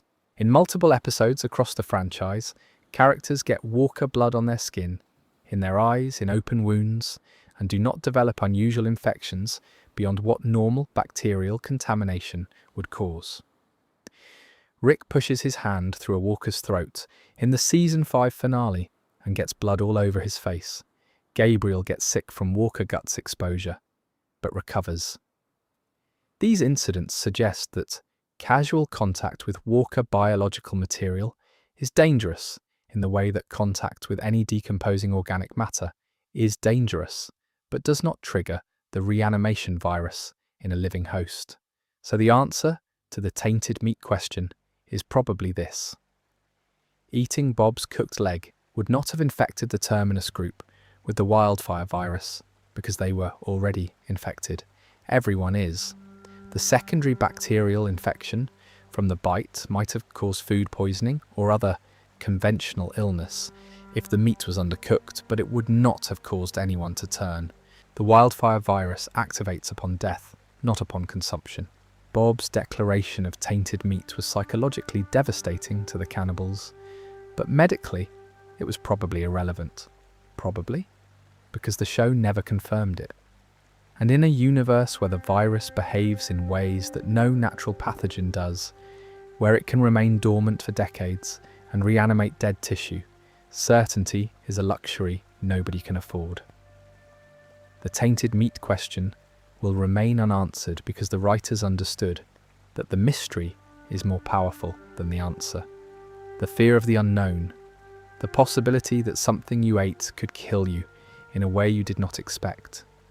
That is a horror that resonates deeper than any Walker attack. Bob knew this. That is why he laughed. Not because he had poisoned the cannibals, but because in a world where death walks and the living eat each other, the idea that there are still things to be afraid of is the darkest joke anyone could tell. Tainted meat, the punchline of the apocalypse. Before we move on, make sure to subscribe if you're enjoying this breakdown. Moving on to the theory that refuses to die. The idea that Rick Grimes never woke up from his coma. That everything we watched for 11 seasons, every death, every battle, every community built and destroyed, was a dream playing out in the mind of a dying man in a hospital bed in King County, Georgia. The coma dream theory is the oldest fan theory in the Walking Dead universe. It predates the show's first season finale. It was being discussed on Reddit and fan forums before the CDC arc, before Herschel's farm, before the prison, before any of the major storylines that would come to define the franchise. The theory is simple. Rick Grimes was shot in the line of duty. He fell into a coma. He never woke up. The apocalypse, the walkers, the communities, the wars, all of it is a hallucination his dying brain is generating as it slowly shuts down. The evidence for this theory is, admittedly, compelling if you're looking for it.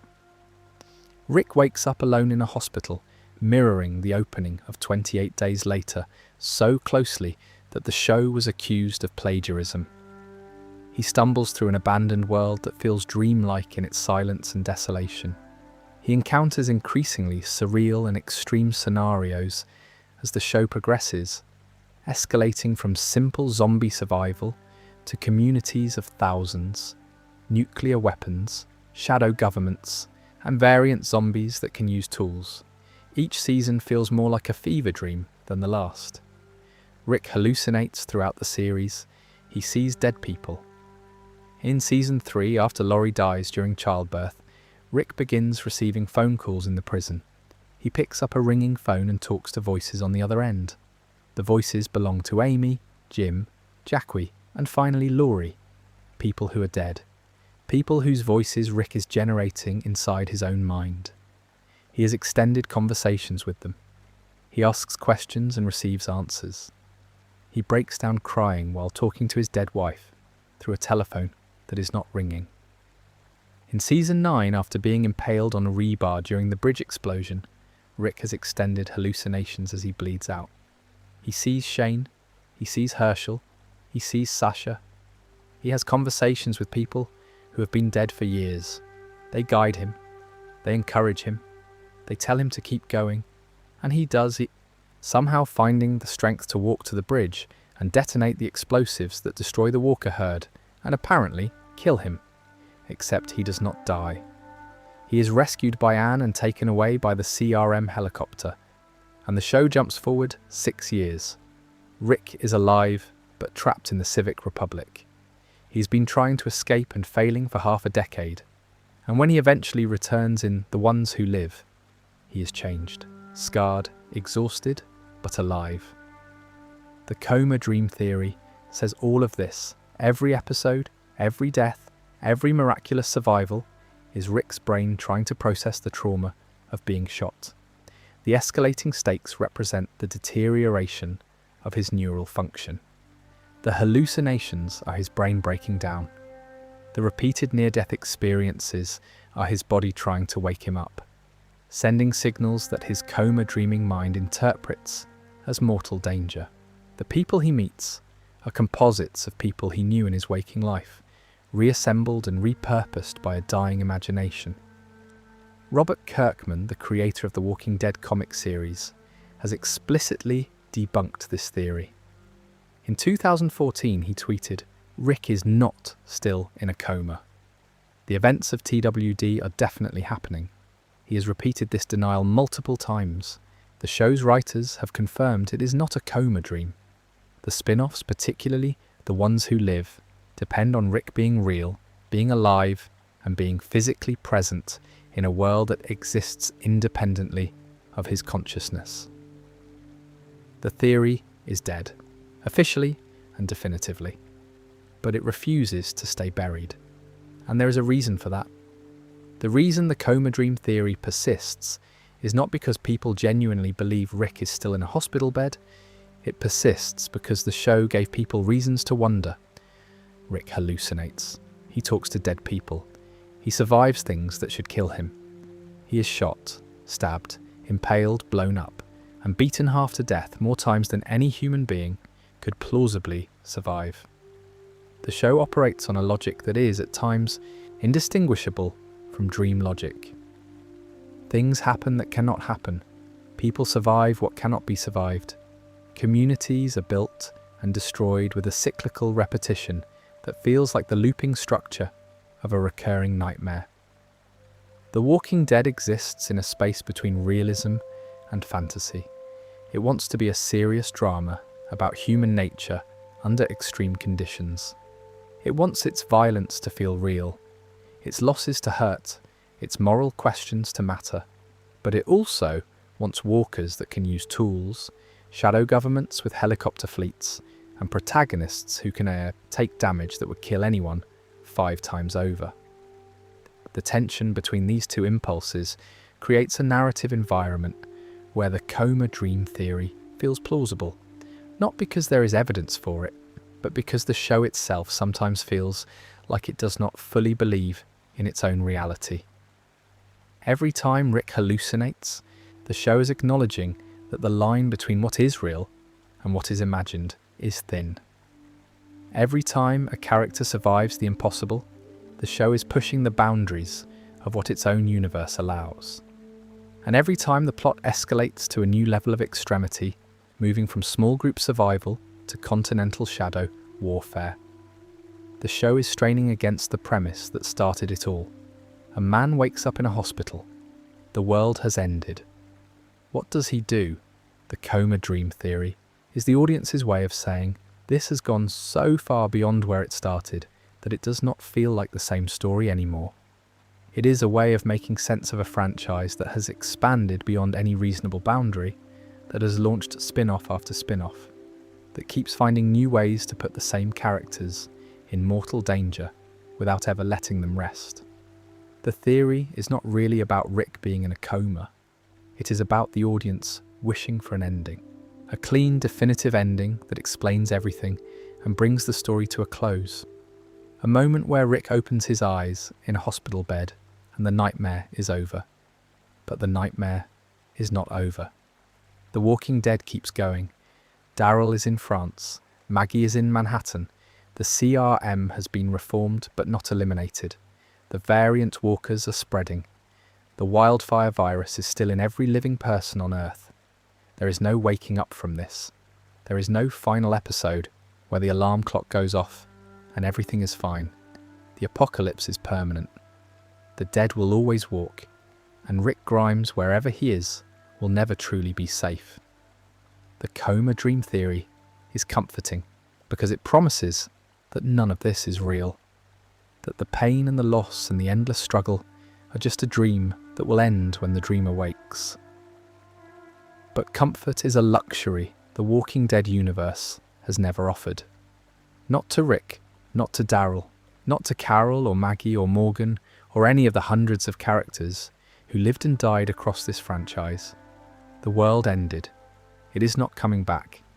And the theory that says otherwise is just another wall, another illusion, another attempt to pretend that what is happening outside the gates is not real.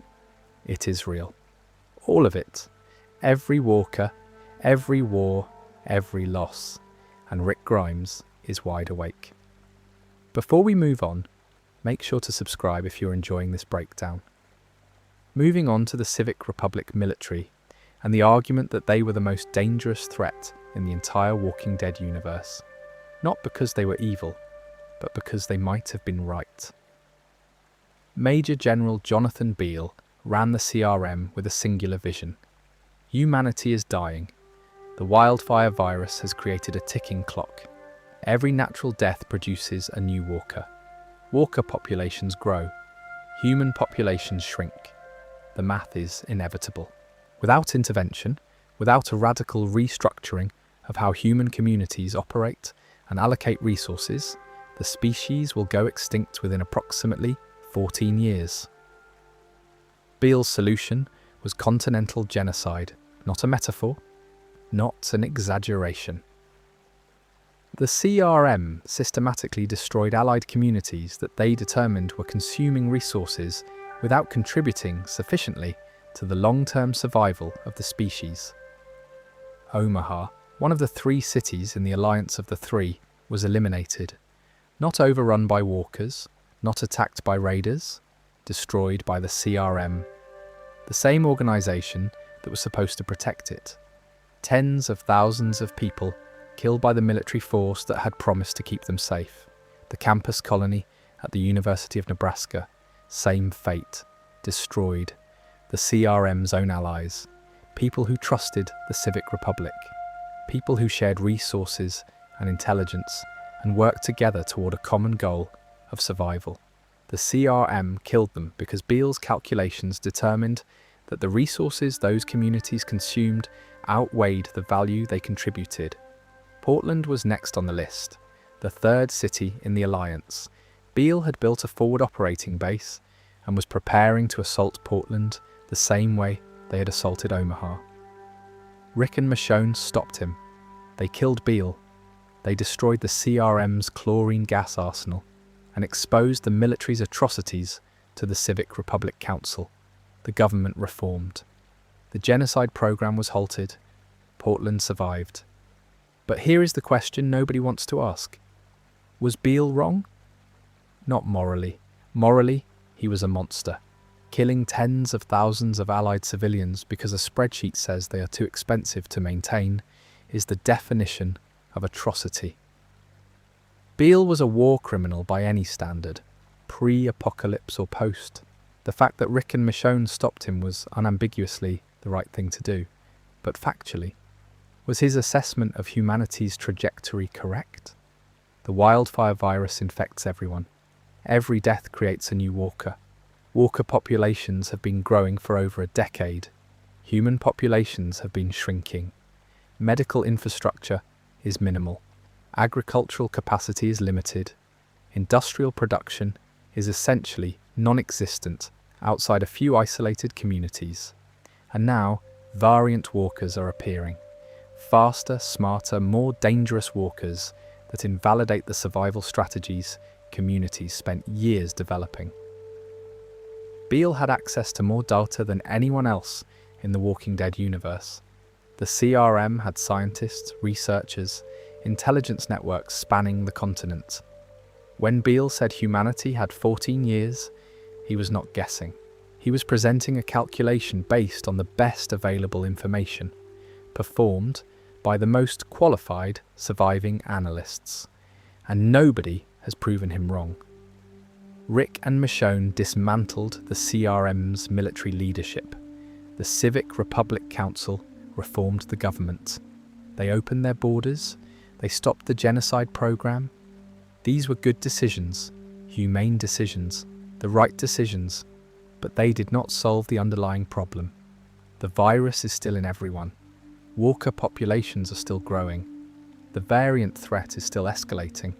The CRM's scientists still fail to find a cure, and without the CRM's centralized resource management, however brutal it was, the remaining human communities are now operating independently, competing for the same finite resources, with no coordinated strategy for long-term survival. Beale believed that consolidation was the only path to survival. Concentrate all remaining resources into a single, defensible, self-sustaining community. Eliminate everything else. Reduce humanity's footprint until it matches the resources available. It is a horrific calculus, but it is calculus. It is math. And the alternative, which is what the Walking Dead universe is currently pursuing, is hope. Hope that communities can cooperate. Hope that a cure will be found. Hope that the variants will not overrun the remaining settlements. Hope that humanity will find a way. Hope is not a strategy. And Beale, for all his monstrousness, had a strategy. The CRM destroyed cities, but those cities were already dying. Omaha was consuming resources faster than it could produce them. The campus colony was a university, not a self-sustaining agricultural centre. These communities were dependent on supply chains that were becoming increasingly difficult to maintain as walker populations grew and territory became harder to traverse. Beale's argument, stripped of its moral horror, was that these communities were already terminal and that the resources keeping them alive could be better allocated to the Civic Republic. The one community with the population size, infrastructure, and technological capacity to potentially survive long-term. This is triage, medical triage. When resources are limited and not every patient can be saved, you prioritize. You save the ones with the best chance. You let the others go. It is brutal. It is dehumanizing. It is the foundational ethical framework of emergency medicine. And Beale applied it to civilization itself. Rick and Michonne chose a different path. They chose to believe that every community matters, that no one gets to decide who lives and who dies, that the strong do not get to sacrifice the weak for their own survival. And they were right, morally, philosophically, they were absolutely right. But they did not answer Beale's question. They did not present an alternative plan for long-term survival. They dismantled the CRM, exposed its crimes, reformed the Civic Republic, and went home. The 14-year clock, if Beale's math was correct, is still ticking. The CRM was the most dangerous enemy in the Walking Dead universe because it was the enemy that might have been correct. Not about the method, never about the method, but about the problem. The Walking Dead franchise has always been about humans being the real threat, more dangerous than the walkers, more destructive than the virus. But the CRM represents something worse than a human villain. The CRM represents the possibility that the virus has already won, that the math is already done, that no amount of heroism, no amount of community building, no amount of hope will change the fundamental trajectory of a world where every death feeds the enemy and the enemy never stops growing. Beale told Rick the truth. Rick killed him for it. And the truth did not die with Beale. It is still out there, in every walker that rises from every natural death, in every variant that climbs a wall or opens a door, in every community that does not have enough medicine or food or ammunition to survive another winter. The clock is ticking, and the man who is counting down the seconds is dead. But the seconds have not stopped. Before we move on, make sure to subscribe if you're enjoying this breakdown. Moving on to one of the earliest and most haunting mysteries of the entire series.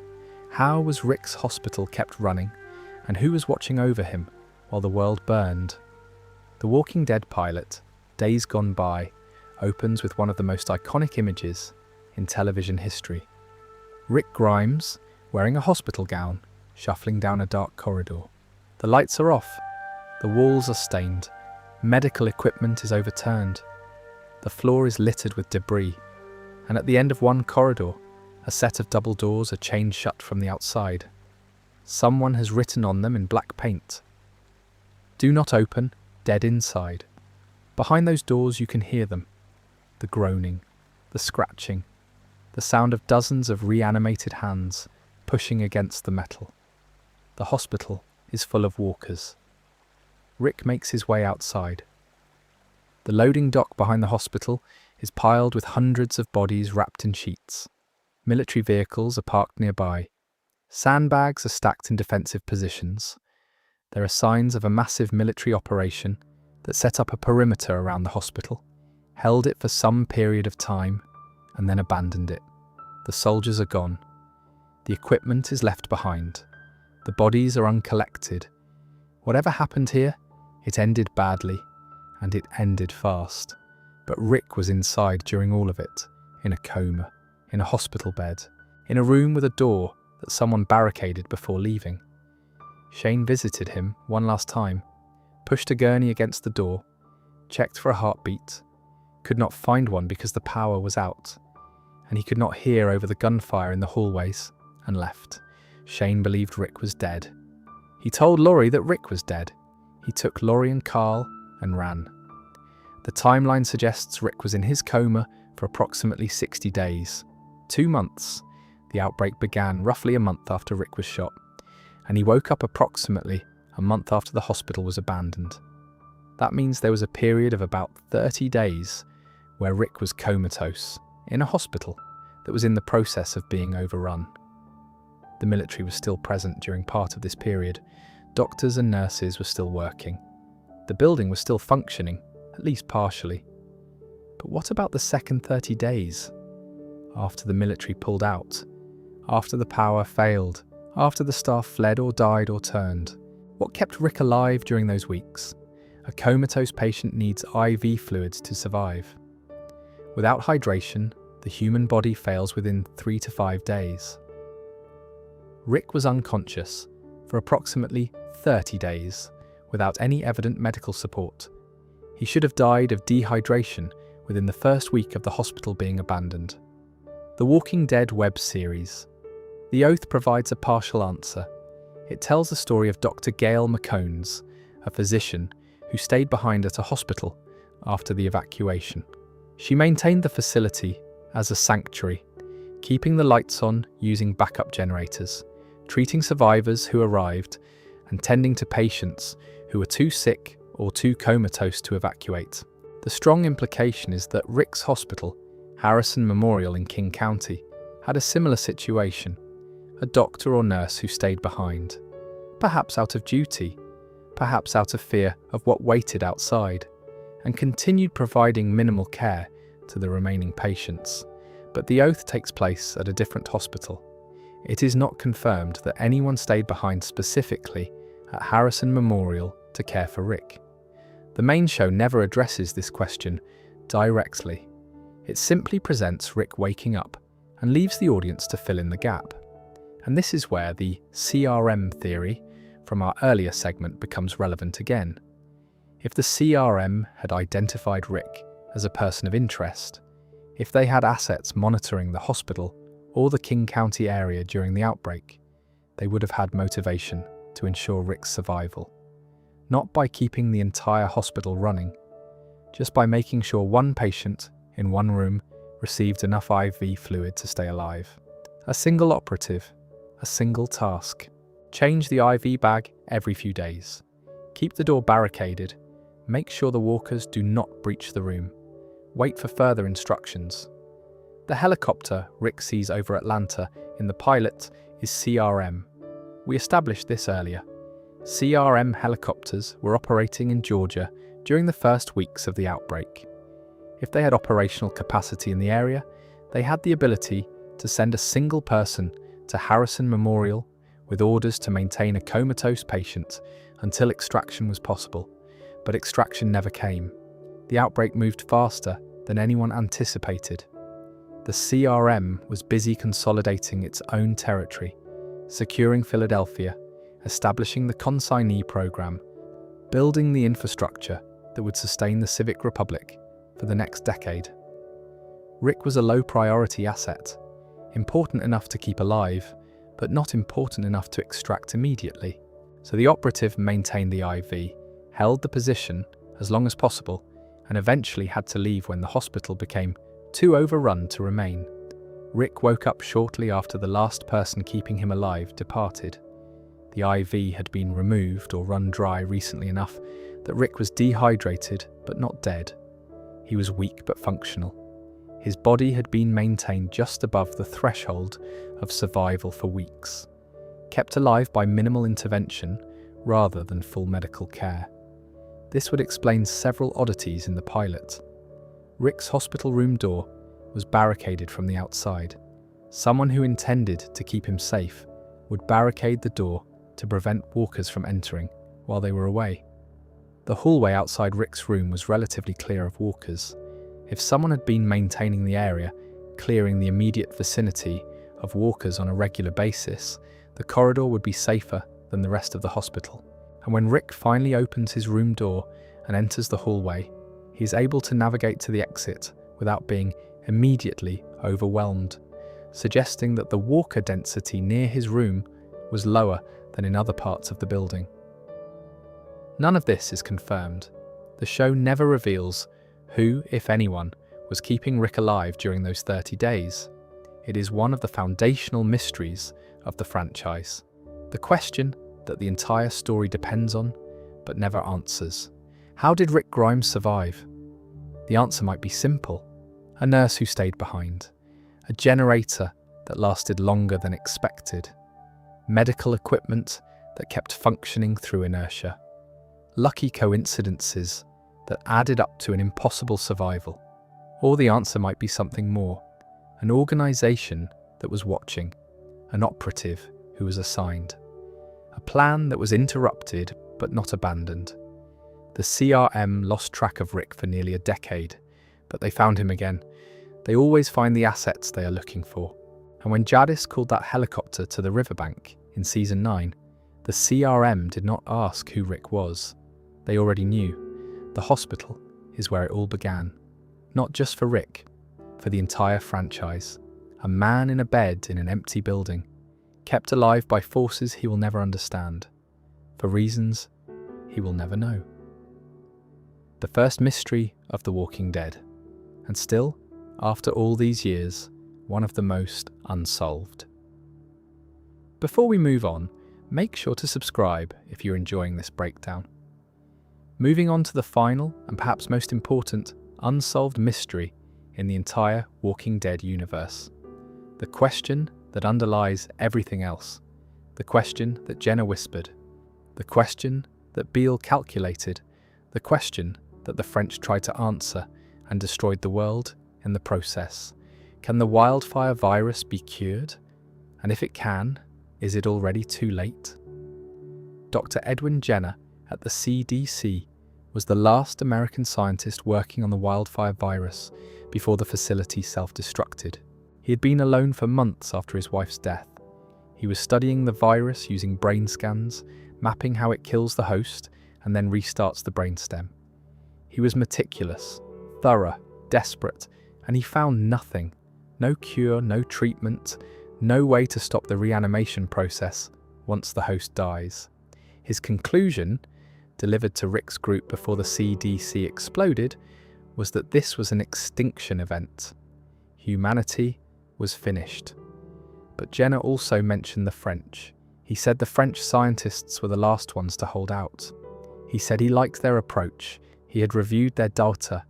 They were working on something, restarting circulatory systems, short-circuiting the brain, dealing with variant cohorts. The French were further along than anyone else, and they kept working even as their facility fell around them. We know from the World Beyond post-credits scene, and from Daryl Dixon, that the French research did not produce a cure. It produced variant walkers, faster, stronger, smarter mutations of the standard undead. Every attempt to neutralize the virus resulted in a new strain that was worse than the original. The French did not cure death. They made death more efficient, but they were trying. And the fact that they were trying, that they had data and methodology and were making progress of some kind before everything went wrong, means that a cure is at least theoretically possible. The wildfire virus is a pathogen. It has a structure. It has a mechanism of action. It interacts with human biology in specific, observable ways. Anything that can be observed can be studied. Anything that can be studied can, in principle, be defeated. The question is whether anyone is still studying it. The CRM had scientists. They were the most advanced research operation left on the continent. And according to Beale, they failed. Their scientists could not crack the virus. Years of research with the best surviving minds produced no breakthrough. The CRM's response to this failure was not to try harder, it was to pivot to genocide. If we cannot cure the virus, Beale reasoned, we must reduce the human population to a level that can be sustained despite the virus. Consolidate resources, eliminate redundant communities, ensure the survival of the civic republic, even if the rest of humanity dies. Rick and Michonne destroyed the CRM's military leadership and exposed their crimes. The Civic Republic Council shut down the research programs as part of their reform. This means the most advanced viral research operation in North America was dismantled in the name of justice. The scientists who might have eventually found a cure were defunded, reassigned, or scattered. The data they had collected over years of study is presumably still in the Civic Republic's archives, but without funding, without institutional support, without the mandate to continue, the research has stalled. In Fear the Walking Dead, there is one tantalizing hint that the virus can be beaten. Alicia Clark was bitten by a walker in Season 7. She amputated the bitten limb, which is a common survival technique in the franchise, but the infection had already spread. Normally, this would be a death sentence. Once the secondary infection from a bite enters the bloodstream, amputation cannot stop it. The fever sets in. Organ failure follows. Death within 24 to 48 hours. Alicia did not die. She fought the infection for 4 months. 4 months of fever and delirium and physical deterioration. But she survived. She beat the bite. June Dory, who served as Alicia's nurse during her illness, speculated about why Alicia lasted so long. Her theory was that Alicia had been exposed to a radioactive walker approximately a year before being bitten. This radiation exposure may have weakened the secondary infection enough for Alicia's natural immune system to fight it off. If this theory is correct, it suggests that the secondary bite infection can be overcome under specific circumstances. Radiation exposure is not a viable cure. You cannot irradiate every survivor on Earth and hope it protects them from bites. But the principle that the infection can be weakened enough for the human body to defeat it is significant. It means the virus is not invincible. There are conditions under which human biology can win. But nobody studied Alicia's case. Nobody took blood samples or ran tests or analysed what her immune system did differently. Nobody with the resources and expertise to turn one woman's miraculous survival into a replicable treatment ever examined her. Because the people with those resources were the CRM, and the CRM was destroyed. The one organisation that could have turned Alicia's survival into a cure for everyone no longer exists. The Walking Dead world beyond introduced another possible avenue.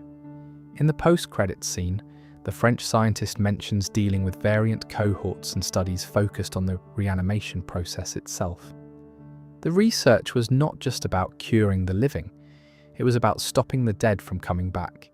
If the reanimation process could be disrupted, if the brainstem activation could be prevented, then death would be death again. People would die and stay dead. The walker population would stop growing. The fundamental math that Beale used to predict human extinction would change.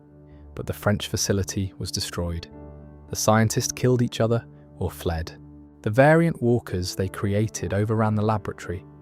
Whatever progress they made is either lost or scattered across a war zone in France that Daryl Dixon is currently navigating without the scientific expertise to understand what he might be looking at. The cure exists, somewhere, in fragments, in Alicia's blood, in the French laboratory's data, in the CRM's archived research, in Jenna's recordings, in the dormant viral profile of Rick Grimes, the man who was infected during a coma and may carry the virus in a form that nobody else does. The pieces of the puzzle are scattered across the entire Walking Dead universe, but there is no one left to put them together. The communities that survived the CRM, the Commonwealth, Alexandria, Hilltop, are focused on day-to-day survival. They are planting crops and building fences and training fighters. They are not conducting viral research. They do not have laboratories. They do not have scientists. They do not have the institutional infrastructure to take on the most complex biological challenge in human history. They are alive, and that is an achievement, but they are not moving toward a cure. They are treading water, and the water is rising. Beale's 14-year clock is still running. Every day people die, heart attacks, infections, childbirth complications, accidents, old age, and every death produces a new walker. The walker population grows by dozens, hundreds, thousands per day across the planet. And the variant strains make each new generation of walkers more dangerous than the last. The math has not changed. The extinction timeline has not changed. The only thing that changed was who was in charge of trying to stop it. And here is the most haunting implication of all. The Walking Dead series finale ended on a note of hope. Rick and Michonne returned home. The Commonwealth was reformed. Alexandria was rebuilt. The communities were at peace. Children were playing.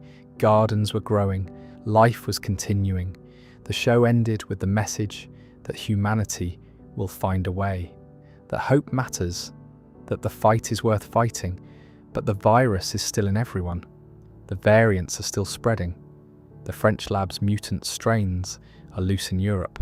The CRM's research has been shelved, and nobody, anywhere, in the Walking Dead universe is actively working on a cure with the resources and expertise necessary to find one. The show ended, but the apocalypse did not. The credits rolled on The Walking Dead, and somewhere in that fictional world, a walker is rising from a natural death. Another one is climbing a wall. Another one is picking up a rock. The dead are still walking. The virus is still winning, and the cure that could save everything is scattered in pieces across a broken world, waiting for someone to put them together. Nobody is coming to put them together. That is the real, unsolved mystery of The Walking Dead. Not where the virus came from, not who started it, Not whether Rick is special or whether the CRM was right. The real mystery is whether humanity has already lost and just does not know it yet. Whether the 14-year clock is still ticking, whether the hope that the series finale offered was genuine, or whether it was the same illusion that every community in The Walking Dead has clung to before it fell. Woodbury had hope, it fell. Terminus had hope, it fell. The Saviours had hope, they fell. The Commonwealth had hope, it nearly fell. Every time someone builds something in this world, the virus tears it down. Not through walkers alone, through the math, through the slow, steady, inevitable growth of the dead and the slow, steady, inevitable shrinking of the living. The virus does not need to win tomorrow.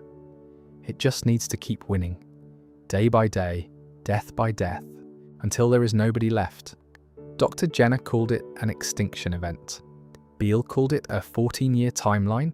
The French called it a research challenge they could solve. They were all describing the same thing: the end of the human species, played out in slow motion, across an entire planet. And the only question that matters, the only mystery worth solving, is whether anyone will find the answer before the clock runs out. The Walking Dead is not a show about zombies. It never was. It is a show about time, about how much of it we have left, about what we do with it while it lasts, about whether the things we build can outlast the things that tear them down. The answer so far is no, but the franchise is not over. Daryl is in France, where the answers might still be buried in a ruined laboratory. The Civic Republic still has archives of CRM research. Alicia Clark is alive somewhere, carrying blood that might hold the key to beating the bite. And Rick Grimes, the man who should have died in a hospital bed in King County, Georgia, is still alive, still walking, still fighting, still carrying a virus inside him that might be the most important biological specimen on Earth. The cure is out there, somewhere, in pieces, waiting for the story to be finished, waiting for the mystery to be solved, waiting for someone, anyone, to look at the evidence and put it together before the clock reaches zero and the dead inherit the Earth.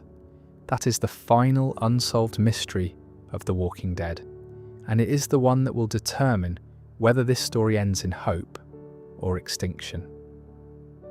Before we move on, make sure to subscribe if you're enjoying this breakdown. Moving on to one of the most psychologically complex questions the show ever raised but never fully answered. Was Negan's redemption real, or was it the longest con in Walking Dead history? Negan Smith killed Glenn Rhee. He killed Abraham Ford. He did it with a baseball bat wrapped in barbed wire that he called Lucille, named after his dead wife. He lined up Rick's entire group on their knees in the dirt, played a sadistic game of eeny, meeny, miny, mo, and bashed Glenn's skull in, while Glenn's pregnant wife Maggie watched from 3 feet away. Glenn's last words, with his eye popping out of a shattered skull, were directed at Maggie. He tried to say her name. That was Season 7, Episode 1. The day will come when you won't be. And for many fans, that was the moment the show crossed a line it could never come back from. The brutality was not just shocking, it was personal. Glenn had been with the show since the very first season. He was the moral heart of the group. He was the character who proved that good people could survive the apocalypse without losing themselves.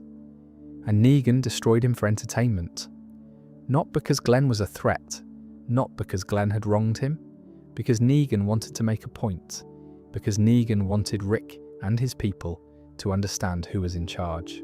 And then the show tried to redeem him. Over the course of seasons 9 through 11, Negan underwent a transformation. He was imprisoned in Alexandria for 6 years after the war.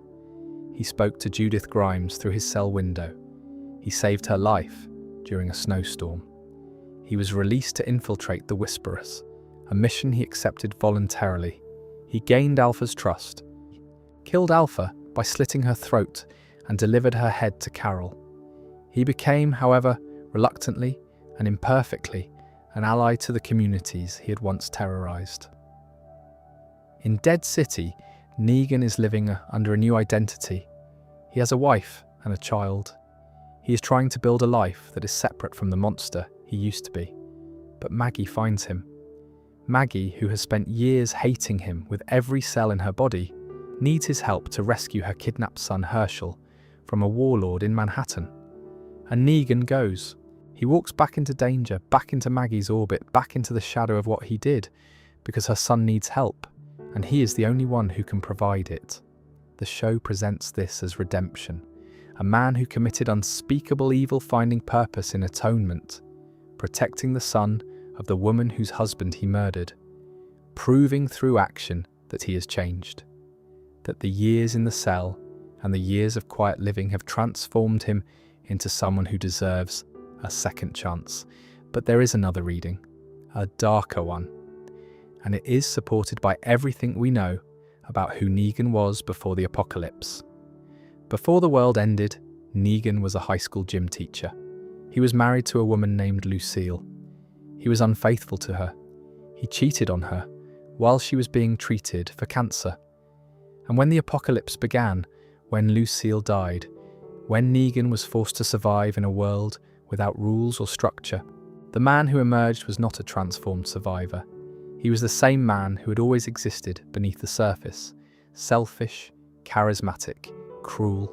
The apocalypse did not make Negan a villain. It gave him permission to be one. Negan is, above all else, an adapter. He reads environments, he identifies power structures, he positions himself where he can maximize his influence and minimize his risk. When he ran the Saviors, he positioned himself as an absolute dictator because that was the optimal strategy for controlling a large group through fear.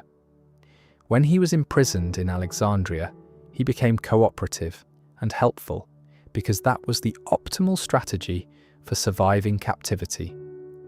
When he infiltrated the Whisperers, he became Alpha's trusted lieutenant because that was the optimal strategy for getting close enough to kill her. Each transformation looks like character development.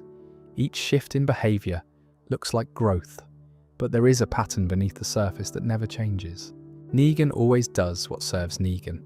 His loyalty is not to principles or people, it is to survival. And survival means adapting to whatever environment he is in, becoming whatever version of himself maximizes his chances of staying alive and maintaining some measure of control. When Negan saved Judith, was it because he genuinely cared about a little girl? Or was it because Judith was his connection to the community that held his fate in its hands? When Negan killed Alpha, was it because he wanted to protect Alexandria? Or was it because Carol promised him his freedom in exchange for Alpha's head? When Negan helps Maggie in Dead City, is it because he has changed? Or is it because helping Maggie is the only play that keeps him alive in a situation where she could just as easily decide he deserves a bullet?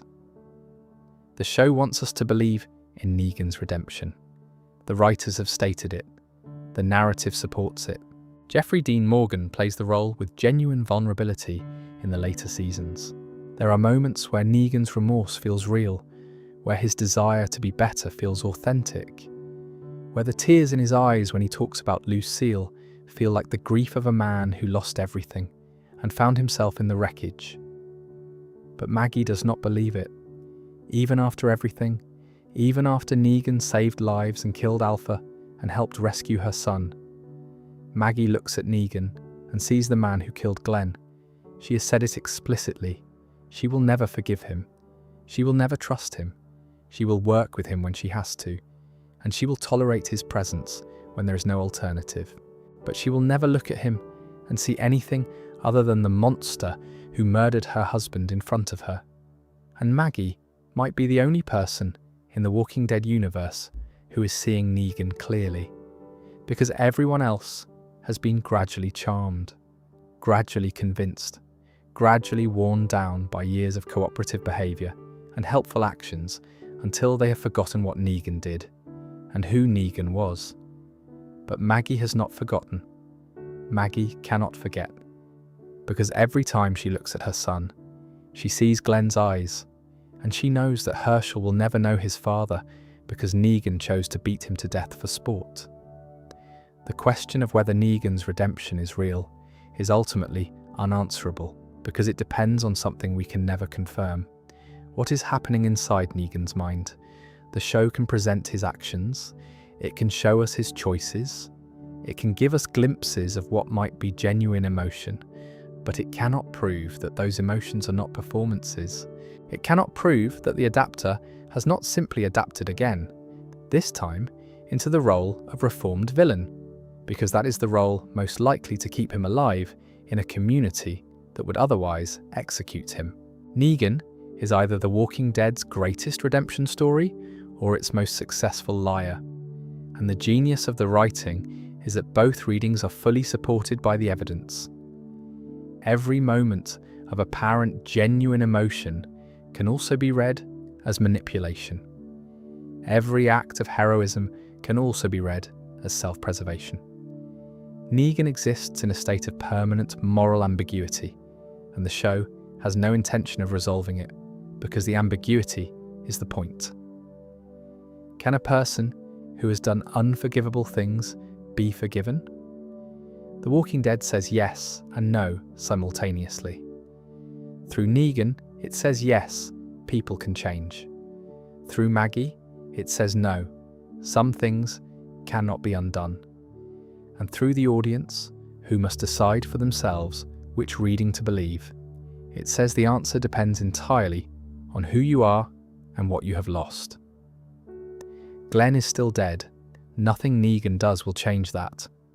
The question is whether that death defines Negan forever, or whether a person can be more than the worst thing they have ever done. The Walking Dead refuses to answer, and that refusal is the most honest thing the show has ever done. Before we move on, make sure to subscribe if you're enjoying this breakdown. Moving on to a small mystery that drives fans absolutely crazy. The gasoline problem. How are these people still driving cars a decade into the apocalypse? Gasoline has a shelf life.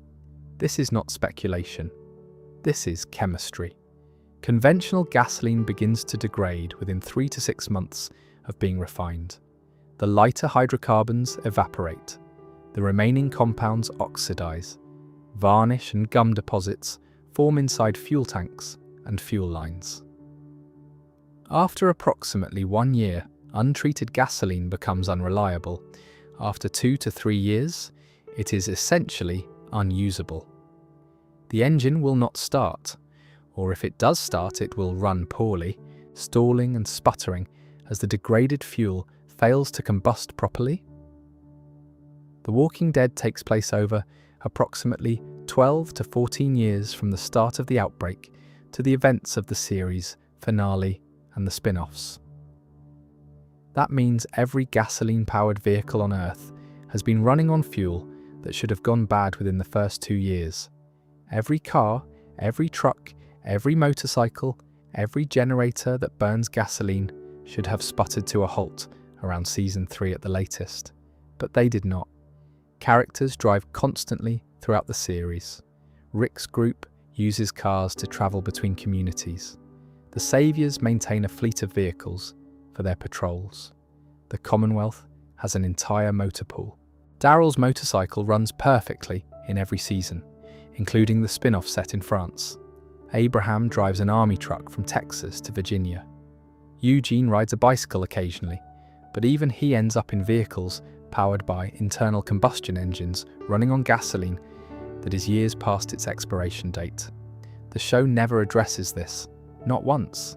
In 11 seasons and multiple spin-offs, not a single character says, "Hey, the gas has gone bad, we need to find an alternative." Nobody discusses fuel stabilizers, which can extend gasoline's shelf life to about 2 years, but not indefinitely. Nobody mentions converting vehicles to run on diesel, which lasts longer than gasoline, but also degrades.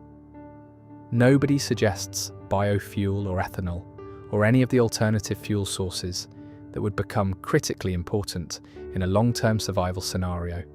They just drive, everywhere, all the time, and the cars work perfectly. This is one of those mysteries that the show cannot solve, because solving it would break the logistics of the story. The Walking Dead depends on characters being able to move between locations. Communities that are miles or dozens of miles apart need to interact. Supply runs need vehicles. Military operations need transport. If the show acknowledged that gasoline expires, it would need to either ground every character permanently or spend significant screen time on the problem of fuel production, which is not the kind of story The Walking Dead wants to tell. So the audience accepts it, the same way we accept that ammunition never seems to run out, despite no factories producing it. The same way we accept that clothing remains in good condition despite years of constant wear. The same way we accept that buildings that should have collapsed from weather damage and neglect are still standing and functional. The Walking Dead operates on a selective realism. It is brutally realistic about human violence, psychological trauma, and moral complexity. And it is completely unrealistic about gasoline, ammunition, and structural engineering. The gas problem is not really a mystery, it is a concession. The show concedes that certain logistical realities must be ignored for the story to function. But it is still fun to think about. And it is still wild that in a show obsessed with survival, with rationing food and water and medicine, nobody ever mentions that the thing powering all their vehicles has a shelf life shorter than a can of beans. Somewhere around season 4, every car in The Walking Dead should have died. And the characters would have been walking everywhere, which honestly would have been much more realistic for an apocalypse and much less convenient for a television show that needs to move people between sets. Before we move on, make sure to subscribe if you're enjoying this breakdown.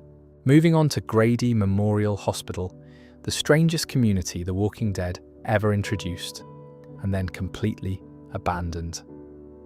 In Season 5, Episodes 4 and 8, Beth Green finds herself inside Grady Memorial Hospital in downtown Atlanta. She was kidnapped by a group of people operating from the hospital under the leadership of a police officer named Dawn Lerner. Grady Memorial was a functioning hospital in the middle of a city overrun by walkers. It had electricity, running water, medical supplies, and a staff of officers and doctors who maintained order through an elaborate system of debts and obligations. The way Grady worked was this: Dawn and her officers would rescue survivors from the streets of Atlanta, bring them back to the hospital, treat their injuries, and then inform them that they owed a debt for their rescue and medical care.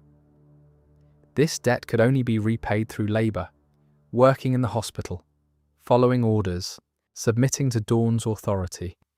In practice, it was indentured servitude.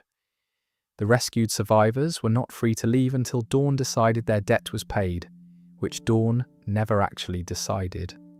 The debt was a permanent mechanism of control. The officers abused their power. One of them, Officer Gorman, sexually assaulted patients. The doctors operated in a morally grey space, providing genuine medical care while also enabling Dawn's system by keeping patients alive long enough to be put to work. Dr. Stephen Edwards, the only doctor in the hospital, deliberately gave Beth incorrect medication instructions that resulted in the death of another patient, because Edwards feared that a second doctor in the hospital would make him expendable. Beth spent her time at Grady trying to escape, trying to help another patient named Noah, and trying to understand the bizarre power dynamics of a community built on exploitation disguised as charity. She eventually orchestrated Noah's escape. Rick's group came to rescue her. A hostage exchange was arranged, and at the moment of exchange, Beth stabbed Dawn with a pair of scissors. Dawn reflexively shot Beth in the head, killing her instantly. Daryl then shot Dawn. The two groups separated. Rick's group left Grady with Noah, and the hospital was never seen or mentioned again. This is one of the most frustrating, abandoned storylines in the entire franchise. Grady Memorial Hospital was a fascinating community concept, a microcosm of authoritarian control built on manufactured obligation, a place where rescue was a trap and gratitude was a chain. It raised questions about power, consent, labour exploitation, and the way pre-apocalypse institutions, in this case law enforcement and healthcare, could be corrupted into instruments of oppression. And the show just dropped it. After Beth's death, nobody went back to Grady. Nobody wondered what happened to the people still trapped inside. Nobody asked whether Dawn's death changed anything, or whether the remaining officers simply continued the system under new leadership. The hospital, its staff, its patients, its entire micro-civilization vanished from the narrative as if it had never existed. What happened to Grady Memorial after Beth's death? The show does not say. The most likely scenario is that the hospital continued operating under reduced capacity. Dawn was the leader, but she was not the only officer. Others would have stepped up. The system she built was not dependent on her personally. It was dependent on the structure, the debt system, the armed officers, the walls, the generator. As long as those things existed, someone would use them to maintain control. But Grady also had a critical vulnerability. It was in downtown Atlanta, one of the most walker-dense urban environments in the Walking Dead universe. Rick's group nearly died multiple times navigating Atlanta in the first season. Glenn specifically warned that the city was a death trap. Grady existed in this death trap, surrounded on all sides by thousands of walkers, maintained only by a perimeter of fences and the officers' willingness to patrol and keep the entrances clear. Without Dawn's disciplined, if authoritarian leadership, that perimeter would weaken. Officers who were already questioning Dawn's methods would have even less motivation to maintain strict patrols. The generator would eventually run out of fuel. Medical supplies would dwindle, and the walkers of Atlanta, thousands upon thousands of them, would eventually breach the hospital's defences. Grady Memorial probably fell. Sometime after Beth's death, sometime after the show moved on to other storylines, the hospital was likely overrun. The patients and staff who were trapped there, the people Beth tried to save, probably died. And nobody in Rick's group ever went back to check. Nobody ever asked what happened. Nobody ever acknowledged that they left living people behind in a crumbling institution in the middle of a zombie-infested city. Beth Green died trying to free people from Grady Memorial, and the show honoured her death by immediately forgetting that those people existed. It is a storytelling failure that still bothers fans years later. Not because Grady was the most important community in the series, but because Beth's sacrifice was supposed to mean something. It was supposed to change something, and the show never showed us what it changed, because it never went back to look. Before we move on, make sure to subscribe if you're enjoying this breakdown. Moving on to Carol Pelletier and the theory that she is the most dangerous person in the Walking Dead universe. Not because of what she has done, but because of what she is willing to become. Carol started the series as a victim, a battered wife married to an abusive man named Ed Pelletier. She flinched at sudden movements. She spoke softly. She deferred to men. She was the person in the group that nobody worried about because she seemed incapable of being a threat to anyone. Ed was killed by walkers in season 1. Carol grieved, and then she began to change. The transformation was slow at first. In season 2, Carol lost her daughter Sophia. The group spent half the season searching for the little girl, only to discover that Sophia had been bitten, turned, and was being kept in Herschel's barn the entire time. Rick put Sophia down. Carol collapsed, and something inside her shifted. The woman who had spent her life being a victim lost the last thing that connected her to victimhood. Her daughter was gone. Her husband was gone. She had nothing left to lose. And a person with nothing to lose is the most dangerous person alive. By season 3, Carol was learning to use weapons. Daryl taught her to shoot. She practiced with knives. She started teaching children at the prison how to defend themselves against the explicit wishes of the other adults, because Carol understood something that the rest of the group had not yet accepted. In this world, everyone needs to be able to kill, including children, especially children. In Season 4, Carol did something that shocked even the most hardened viewers. Two members of the prison community, Karen and David, had contracted a deadly flu that was spreading rapidly through the population. Carol took them outside. She stabbed them both. She burned their bodies. She killed two living sick human beings and destroyed the evidence, believing that their deaths would stop the flu from spreading further. When Rick confronted her, Carol did not apologize. She did not express remorse. She explained her reasoning calmly and stood by her decision. She had done the math. 2 people dead now to prevent 20 people dead later. Rick banished her from the prison, not because she was wrong about the math, because he was afraid of someone who could do that math without hesitation. From that point forward, Carol became The Walking Dead's most efficient killer. She single-handedly destroyed the Terminus cannibals by causing an explosion at their compound that allowed Rick's group to escape. She infiltrated Alexandria by pretending to be a harmless homemaker, wearing cardigans and baking cookies, while secretly stockpiling weapons. She threatened a child named Sam with death if he revealed her secret. She burned alive the wolves who attacked Alexandria, moving through the community like a ghost, eliminating threats with mechanical precision. Carol killed more people than any other character in The Walking Dead. More than Rick, more than Daryl, more than Negan. She killed because she decided it was necessary, and she was almost always right. The people Carol killed were threats. The Terminus cannibals would have eaten her friends. The wolves would have slaughtered Alexandria. The saviors would have enslaved everyone she cared about. Carol's violence was not random or sadistic. It was calculated, precise, and devastatingly effective. But the cost was enormous. Carol's transformation from a victim to killer came at the expense of her own mental health. In Season 6, she began having a moral crisis. She started keeping a list of every person she had killed. The number was terrifying even to her. She left Alexandria because she could not face killing anyone else.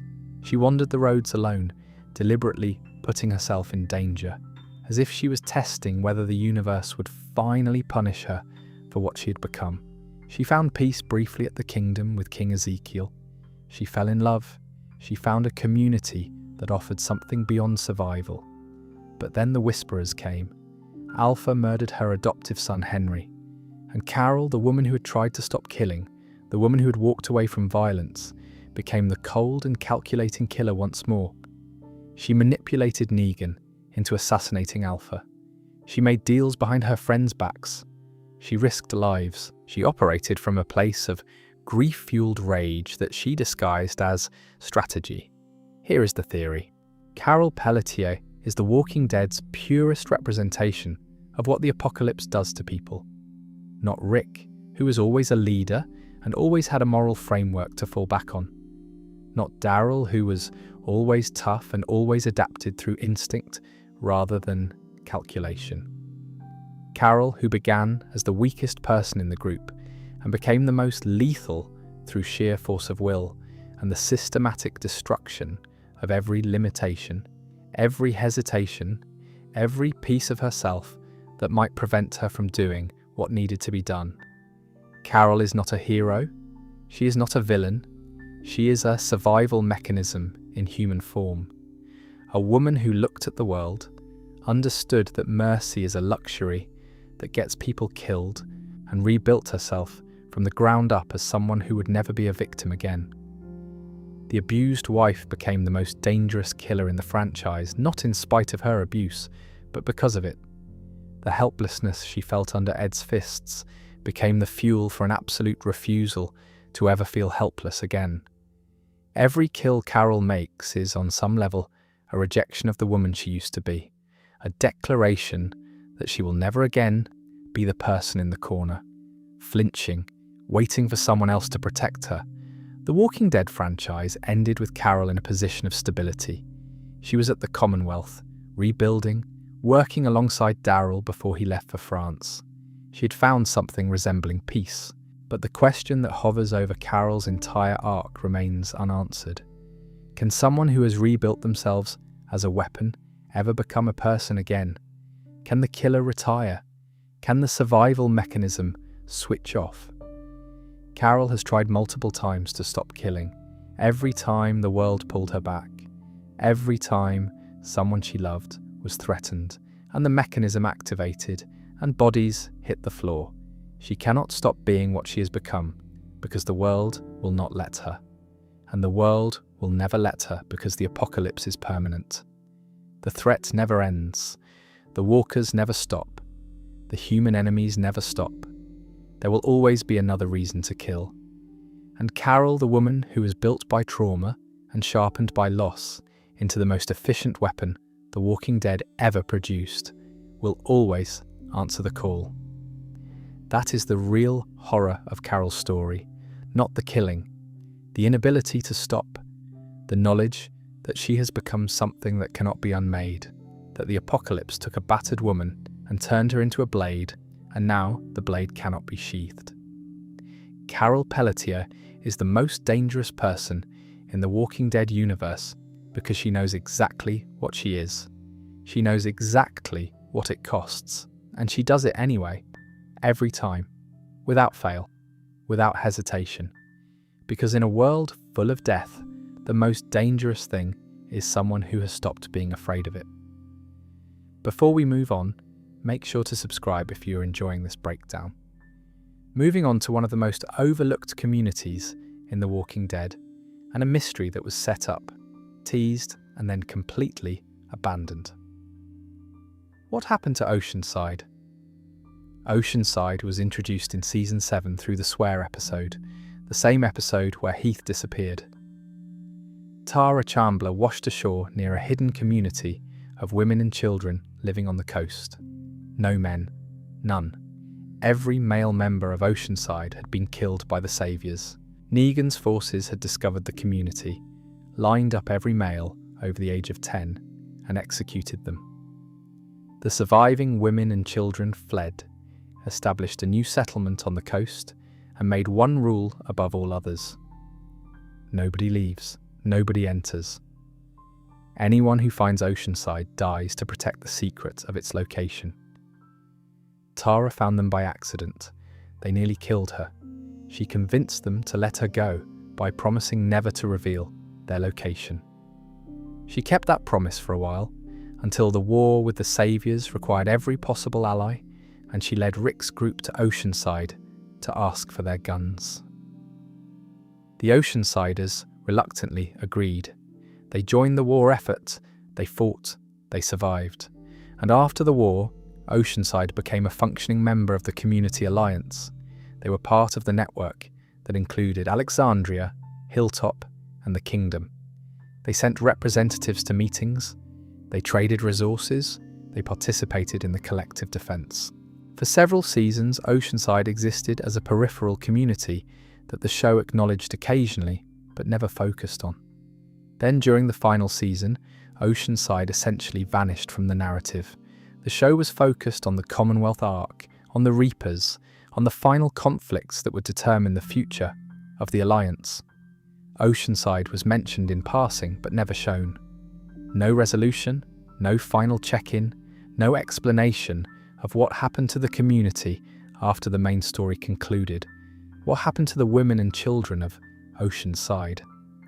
The community was coastal. That gave it advantages in terms of food production through fishing, access to trade routes, and natural barriers against walker hordes. But it also made it vulnerable to storms, coastal erosion, and the inevitable deterioration of whatever infrastructure they had built. Without the men who had been their builders, their fighters, their labourers, Oceanside was always operating at a disadvantage.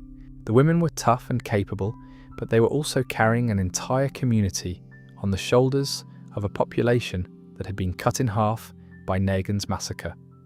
The show's series finale implies that the remaining communities are at peace and working together. The optimistic reading is that Oceanside is still there, still fishing, still surviving, still populated by the women and the now grown children who lost their fathers to the saviors.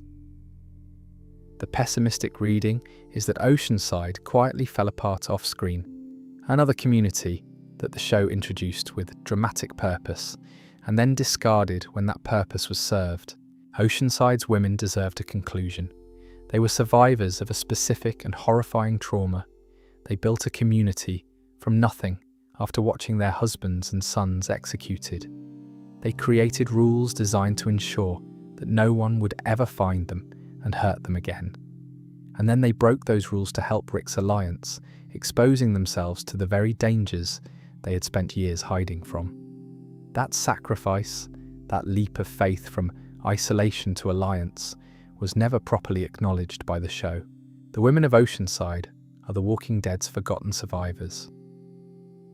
Their story was about resilience after gender-specific violence, about the ability of a community of women to build something sustainable in a world designed to destroy them.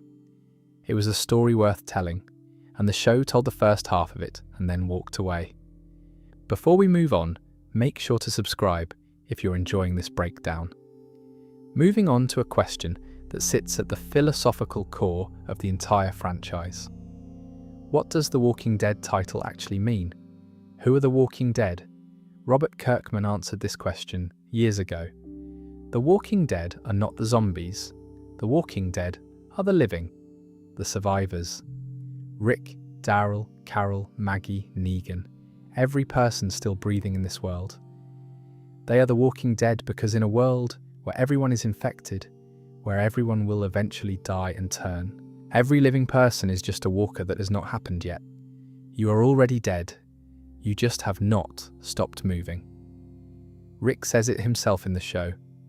In Season 5, Episode 10, them, after the group has been beaten down by exhaustion, hunger, grief and despair, Rick gathers them in a barn during a storm and delivers a speech. He says, "We are the Walking Dead." He is not talking about the walkers outside. He is talking about his people, about himself, about the state of existence they have been reduced to, moving forward because stopping means dying, but without purpose, without hope, without anything that makes the movement meaningful. They are alive in the biological sense, but dead in every way that matters. Walking corpses that happen to still have a heartbeat. This is the deepest horror of the Walking Dead universe. Not the zombies, not the violence, not the constant threat of death. The deepest horror is the realization that survival alone is not enough, that staying alive in a world without hope, without joy, without the possibility of something better, is not really living at all. It is just a more sophisticated form of walking, moving through a landscape of death, consuming resources, following instinct, and slowly decaying. The living and the dead are doing the same thing. The only difference is speed. Every community in The Walking Dead grapples with this question. Is survival enough, or does survival need to mean something? The governor built Woodbury to prove that civilization could exist in the apocalypse. Negan built the saviors to prove that power could be maintained. The Commonwealth built a city of 50,000 to prove that the old world could be recreated. Each of these communities was an attempt to answer the same question. What are we surviving for? And each of them failed to answer it satisfactorily. Woodbury became a dictatorship. The saviors became a slave state. The Commonwealth became a class system that replicated the worst inequalities of the world that had already ended. Each community survived, but what they survived into was not worth the cost of survival. Alexandria came closest. Under Rick's leadership, and later under Michonne's and the Council's, Alexandria tried to build something genuinely good, a community where people had agency, where decisions were made collectively, where children could grow up with something resembling a normal life. It was not perfect. It was attacked constantly. It nearly fell multiple times. but it represented an attempt to make survival mean something beyond just not dying. The series finale suggests that Alexandria succeeded. The walls are standing, the gardens are growing. Judith is narrating the story to the next generation, telling them about the sacrifices that were made so they could have a future. The message is hopeful. The walking dead became the living again, not because they stopped being infected, not because the virus was cured, but because they found a reason to keep going that was bigger than survival itself. But the title hangs over everything, like a shadow. The Walking Dead, a reminder that everyone in this world is carrying the virus, that every person who dies of natural causes will rise again, that the line between the living and the dead is thinner than anyone wants to admit, and that in the worst moments, in the moments of deepest despair, there is no line at all. Rick Grimes understood this. He said it out loud in that barn, "We are the Walking Dead." And then he spent the rest of the series trying to prove himself wrong, trying to build something that would make those words untrue, trying to create a world where the living were genuinely, undeniably alive. Not just walking, living. And the entire franchise, every season, every spin-off, every character arc is the story of that attempt. The attempt to stop being the Walking Dead and start being something else, something human, something alive, something worth surviving for. Before we move on, make sure to subscribe if you're enjoying this breakdown. Moving on to one final sprawling theory that ties together everything we have discussed in this video, the theory that The Walking Dead is not really a story about survival at all. It is a story about what happens when the systems we build to protect us become the things that destroy us. Every villain in The Walking Dead is a system. Not a person, a system. The governor was not dangerous because he was cruel. He was dangerous because he had built a system, Woodbury, that amplified his cruelty into institutional power. One sadistic man is a problem. One sadistic man with walls, guns, soldiers, and a population that believes in him is a catastrophe. Negan was not dangerous because he was violent. Violence exists everywhere in The Walking Dead. Negan was dangerous because he had built a system, the Saviors, that turned violence into economics, pay tribute or be destroyed. That is not a personality trait. That is a tax code enforced with a baseball bat. Negan could be killed, but the system he built could replace him with anyone willing to swing Lucille. The CRM was not dangerous because Beale was the extremist.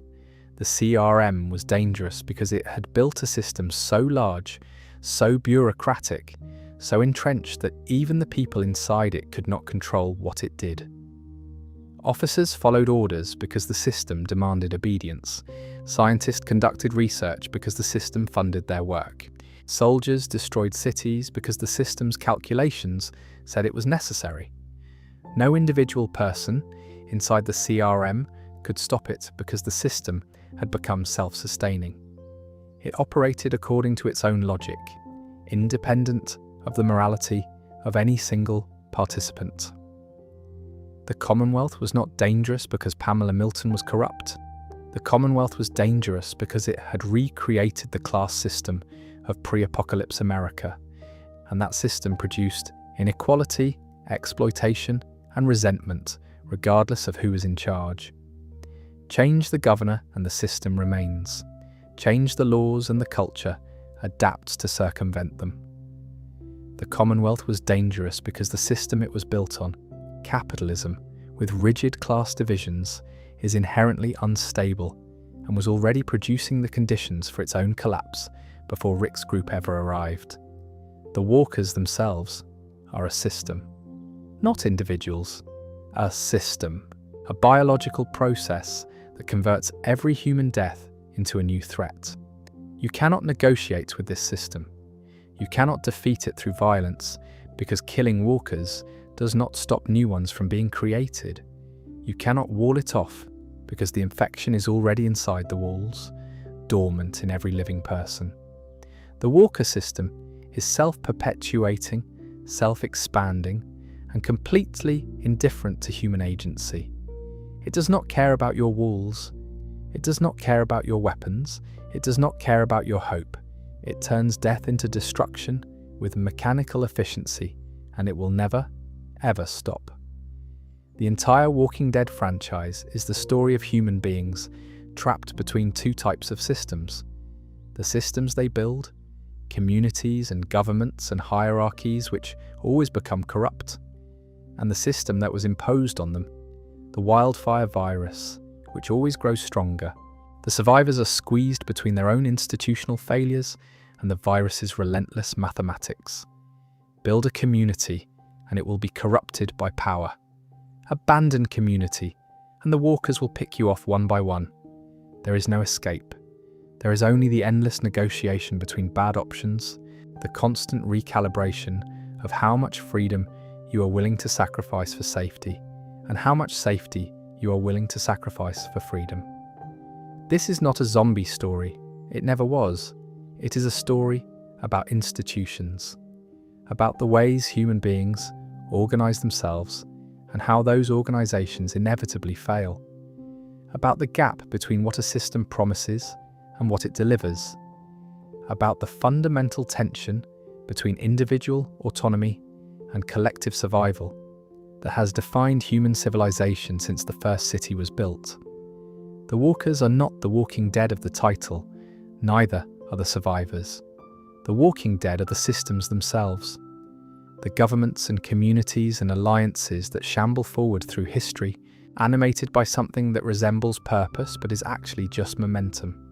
The inertia of institutions that continue operating long after they have stopped serving the people they were created to protect. Woodbury walked until the governor drove it into a wall. The Saviours walked until the war tore them apart. The CRM walked until Rick and Michonne exposed the rot inside. The Commonwealth walked until its own citizens demanded change. Each system walked, and each system fell. And each time the survivors had to build something new from the wreckage. And each time, the new system contained the seeds of its own eventual failure. Because systems are built by humans, and humans are flawed, and human flaws become institutional flaws the moment they are codified into rules and hierarchies and power structures. The wildfire virus is the ultimate expression of this theme. It is a system that has been encoded into human biology itself. You cannot opt out of it. You cannot reform it. You cannot overthrow it or replace it with something better. It is inside you. It is you. And when you die, it will use your body to perpetuate itself. Your death becomes its fuel. Your corpse becomes its soldier. The system does not need your consent. It does not need your participation. It just needs you to die. And everyone eventually does. The Walking Dead asked one question for over a decade. Can human beings build systems that are worth living in?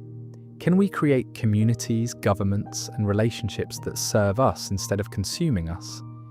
Can we organize ourselves in ways that resist corruption, that distribute power fairly, that protect the vulnerable and restrain the powerful? The answer the show gave was complicated. It said yes, but only temporarily. Only with constant vigilance. Only with the willingness to tear down what you have built the moment it stops serving the people it was meant to serve. Only if you accept that no system is permanent, no institution is sacred, and no government is above the people who compose it. That is why Rick tore down the Saviours, why Maggie challenged the Commonwealth, why Rick and Michonne exposed the CRM.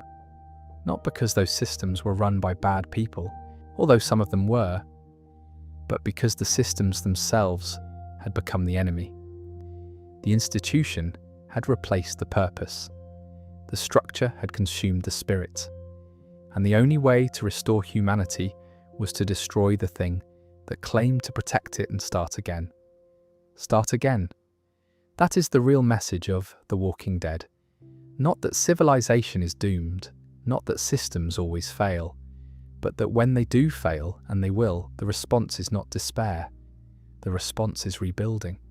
tearing down what is broken, salvaging what works, and building something new with the full knowledge that what you build will eventually need to be torn down again. The walkers walk, the living build, the systems rise and fall, and the franchise continues, spinning out new stories and new communities and new failures and new attempts, because that is what humanity does. We build, we fail, we build again. Not because we believe this time will be different, but because building is what we are. It is all we know how to do. It is the only response to a world that wants us to stop. The walking dead keep walking. The living keep building. And somewhere between the two, in the narrow space between death and creation, between the virus and the cure, between the system and the person, is where the story lives. Where all stories live, in the gap between what destroys us and what we choose to become, in spite of it. That is The Walking Dead. Not a show about zombies, a show about us. About what we build when everything falls apart. About what survives when nothing should. About the stubborn, irrational, beautiful human insistence on meaning in a world that offers none. And on that note, if you made it this far, you are an absolute legend. 3 hours of Walking Dead mysteries, theories, and analysis. If you enjoyed this, smash that subscribe button and turn on notifications because we have a lot more content like this coming. Drop a comment with your own Walking Dead theories. I read every single one. And if you think we missed a mystery or got a theory wrong, let me know, because the Walking Dead universe is massive and there is always more to uncover. Thank you for watching. Thank you for listening. And remember, in the words of Rick Grimes, we are the Walking Dead. But that does not mean we have to act like it. Until next time. Actually, before we wrap up completely, there are a few more mysteries and theories that deserve attention. So settle back in, because we are not done yet. Moving on to Eugene Porter, and the question of whether the biggest fraud in The Walking Dead actually saved more lives than anyone else. Eugene Porter is a liar. This is established fact. He introduced himself to Abraham Ford and Rosita Espinosa by claiming to be a scientist who had been working with the Human Genome Project and who knew what caused the Walker Plague. He said he had been in contact with officials in Washington, D.C. He said he had the answer. He said if they could get him to the Capitol, he could end the apocalypse. It was all a lie, every word of it. Eugene was a high school science teacher from Houston, Texas. He had no classified knowledge. He had no government contacts. He had no cure. He fabricated the entire story because he knew that without value, without something to offer, he would be abandoned. Eugene was physically weak, socially awkward, and completely incapable of surviving on his own. So he invented a reason for strong people to protect him. He made himself indispensable by lying about being the most important person in the world. Abraham believed him. Rosita believed him. They fought through hundreds of miles of walker-infested territory, lost people along the way, suffered injuries and trauma and exhaustion, all to deliver Eugene to Washington. All for a lie. When the truth finally came out in Season 5, Episode 5, Self-Help, Abraham nearly beat Eugene to death. The betrayal was not just personal, it was existential. Abraham had structured his entire post-apocalypse purpose around getting Eugene to DC. Without that mission, Abraham had nothing. The lie had given him a reason to live, and the truth took it away. But here is the thing about Eugene's lie that nobody talks about. It worked. Not the way Eugene intended. He never saved the world with a cure that did not exist. But the lie itself, the fabricated mission, the invented purpose saved lives. Abraham was suicidal before he met Eugene. He had just witnessed something unspeakable happen to his family and was about to end his own life when Eugene appeared, babbling about the Human Genome Project and Washington and saving the world. The lie gave Abraham a mission, a purpose, something to live for. And Abraham, driven by that purpose, became one of the most effective fighters and leaders in the entire franchise.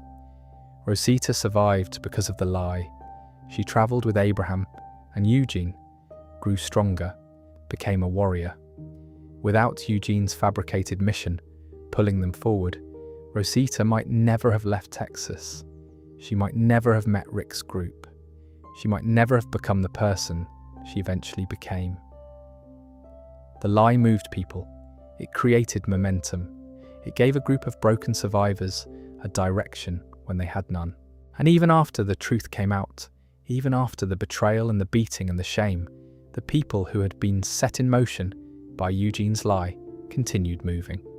They joined Rick's group. They fought the saviors. They built communities. They survived. The lie was the catalyst.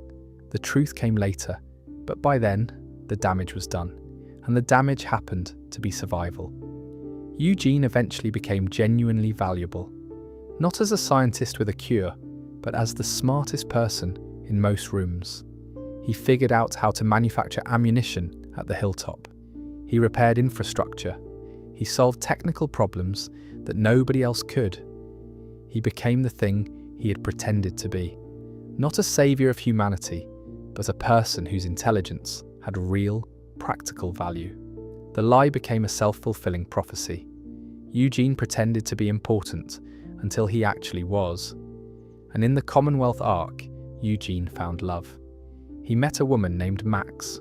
He built a relationship based on honesty after years of building his entire identity on deception. He confronted the governor, Pamela Milton. He stood up for people who could not stand up for themselves. The coward became brave. The liar became truthful. The fraud became genuine. Eugene Porter's arc is a quiet miracle in a show full of loud ones. He did not kill 1,000 walkers or lead an army or deliver a monologue that changed the course of history. He just stopped lying. He stopped pretending to be someone he was not and started being someone worth being. And in a show where most character development happens through violence and trauma, Eugene's transformation happened through vulnerability, through the terrifying act of showing people who he really was and trusting that it would be enough. It was enough. Eugene, the liar, the coward, the fraud, ended up being one of the only characters in The Walking Dead who achieved genuine personal redemption. Not through killing, not through sacrifice, through honesty, through growth, through the slow, painful, deeply human process of becoming a better version of yourself. The biggest lie in The Walking Dead saved lives, and the man who told it spent the rest of the series trying to deserve the survival his lie had purchased. Before we move on, make sure to subscribe if you are enjoying this breakdown. Moving on to Daryl Dixon in France, and the biggest unanswered question of the current era. What is the pouvoir du vivant, and why do they believe a child can save the world?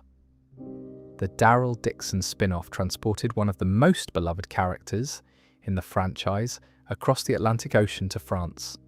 Daryl washes ashore, disoriented and alone, on the coast of a country that has been ravaged even more severely than the United States by the Walker Plague. France is ground zero for the variant walkers. The French lab that started the entire apocalypse is located here. The variants born from that laboratory's failed experiments are everywhere. Burners with acidic blood, fast movers, walkers that display coordinated behaviour.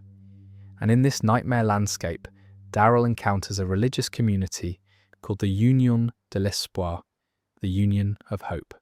They are led by nuns and priests who have maintained their faith throughout the apocalypse, and they are protecting a boy named Laurent, a child who they believe is special, sacred, possibly the key to saving humanity. Laurent's mother, Isabelle, was bitten by a walker while pregnant with him. She should have died. She should have turned. The baby should have died with her. But Isabelle survived long enough to give birth, and Laurent was born healthy, apparently unaffected by the infection that was killing his mother. The Union of Hope interpreted this as a miracle, a child born from death, a living boy delivered from a bitten mother. They believe Laurent has a divine purpose. They call it the pouvoir du vivant, the power of the living. Now, from a scientific perspective within the Walking Dead universe, Laurent's survival is extraordinary but not inexplicable. We know the wildfire virus is already present in every living human. We know the secondary bacterial infection from bites is what kills people, not the virus itself. It is possible that Isabel's immune system, while failing to save her, produced antibodies that crossed the placental barrier and protected Laurent in utero. The baby was exposed to the infection, but shielded by his mother's immune response long enough to develop his own resistance. If that is the case, Laurent's blood could contain antibodies or immune markers that no other human possesses. He would be, in biological terms, the closest thing to a naturally vaccinated person in the Walking Dead universe. His mother's sacrifice, her body fighting the infection long enough to deliver him, may have created the one thing that nobody else has been able to produce. A blueprint for immunity. The Union of Hope frames this in religious terms. They speak of miracles and divine purpose. But the underlying reality, if Laurent is indeed biologically unique, aligns with the scientific search that has driven the CRM, the French lab, and every other research effort in the franchise. The cure might not be in a laboratory. It might be in a child's blood. Daryl, who has no patience for religious prophecy and no framework for understanding viral immunology, is caught between protecting a boy he has come to care about and navigating a world of believers who want to use that boy for purposes Daryl does not fully understand.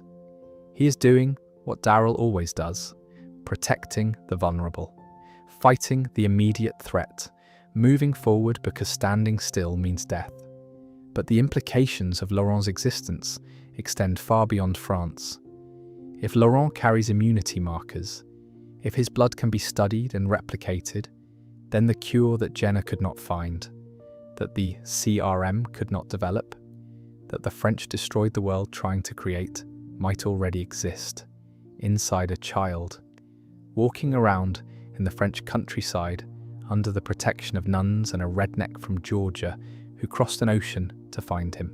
The wildfire virus has been the central antagonist of the Walking Dead universe since Jenna's whisper. Every community, every war, every loss, every moment of the entire franchise has been shaped by the virus and its consequences. And the answer to the virus might be Laurent, a child who should not exist, born from death into a world of death, carrying inside him the biological key to making death permanent again. That is the power of the living. Not a religious miracle, a biological one. A child's immune system doing what the greatest scientific minds on Earth could not. Finding a way to coexist with the wildfire virus without being destroyed by it.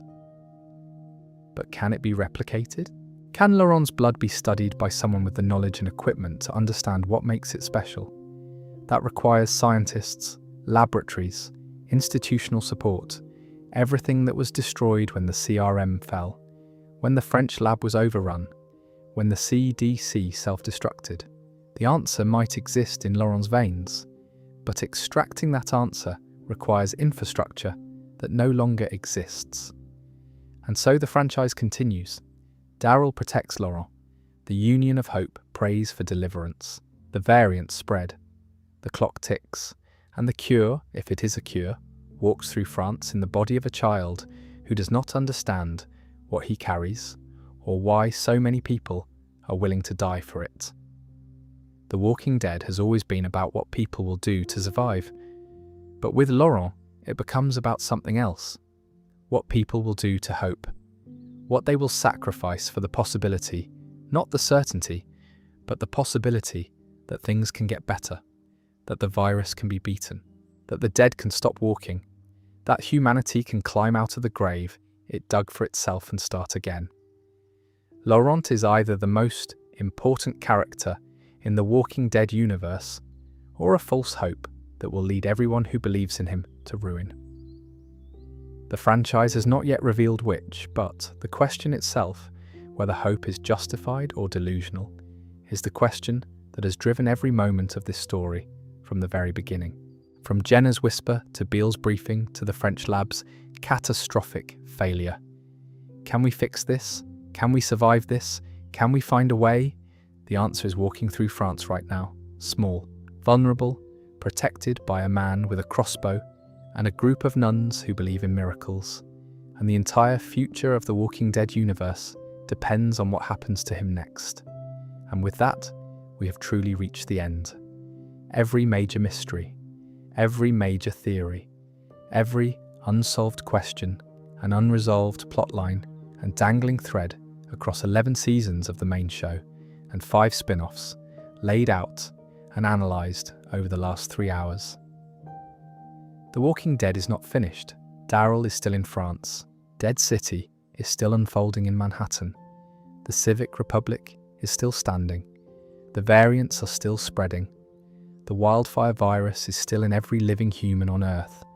There are more stories to tell, more mysteries to solve, and more theories to build as the franchise continues to expand.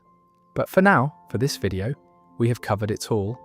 The wildfire virus and its French laboratory origins, Rick Grimes and the CRM's lifelong surveillance of the most important man in the apocalypse, the variant walkers and their decade-long evolution from creative inconsistency to canonical threat.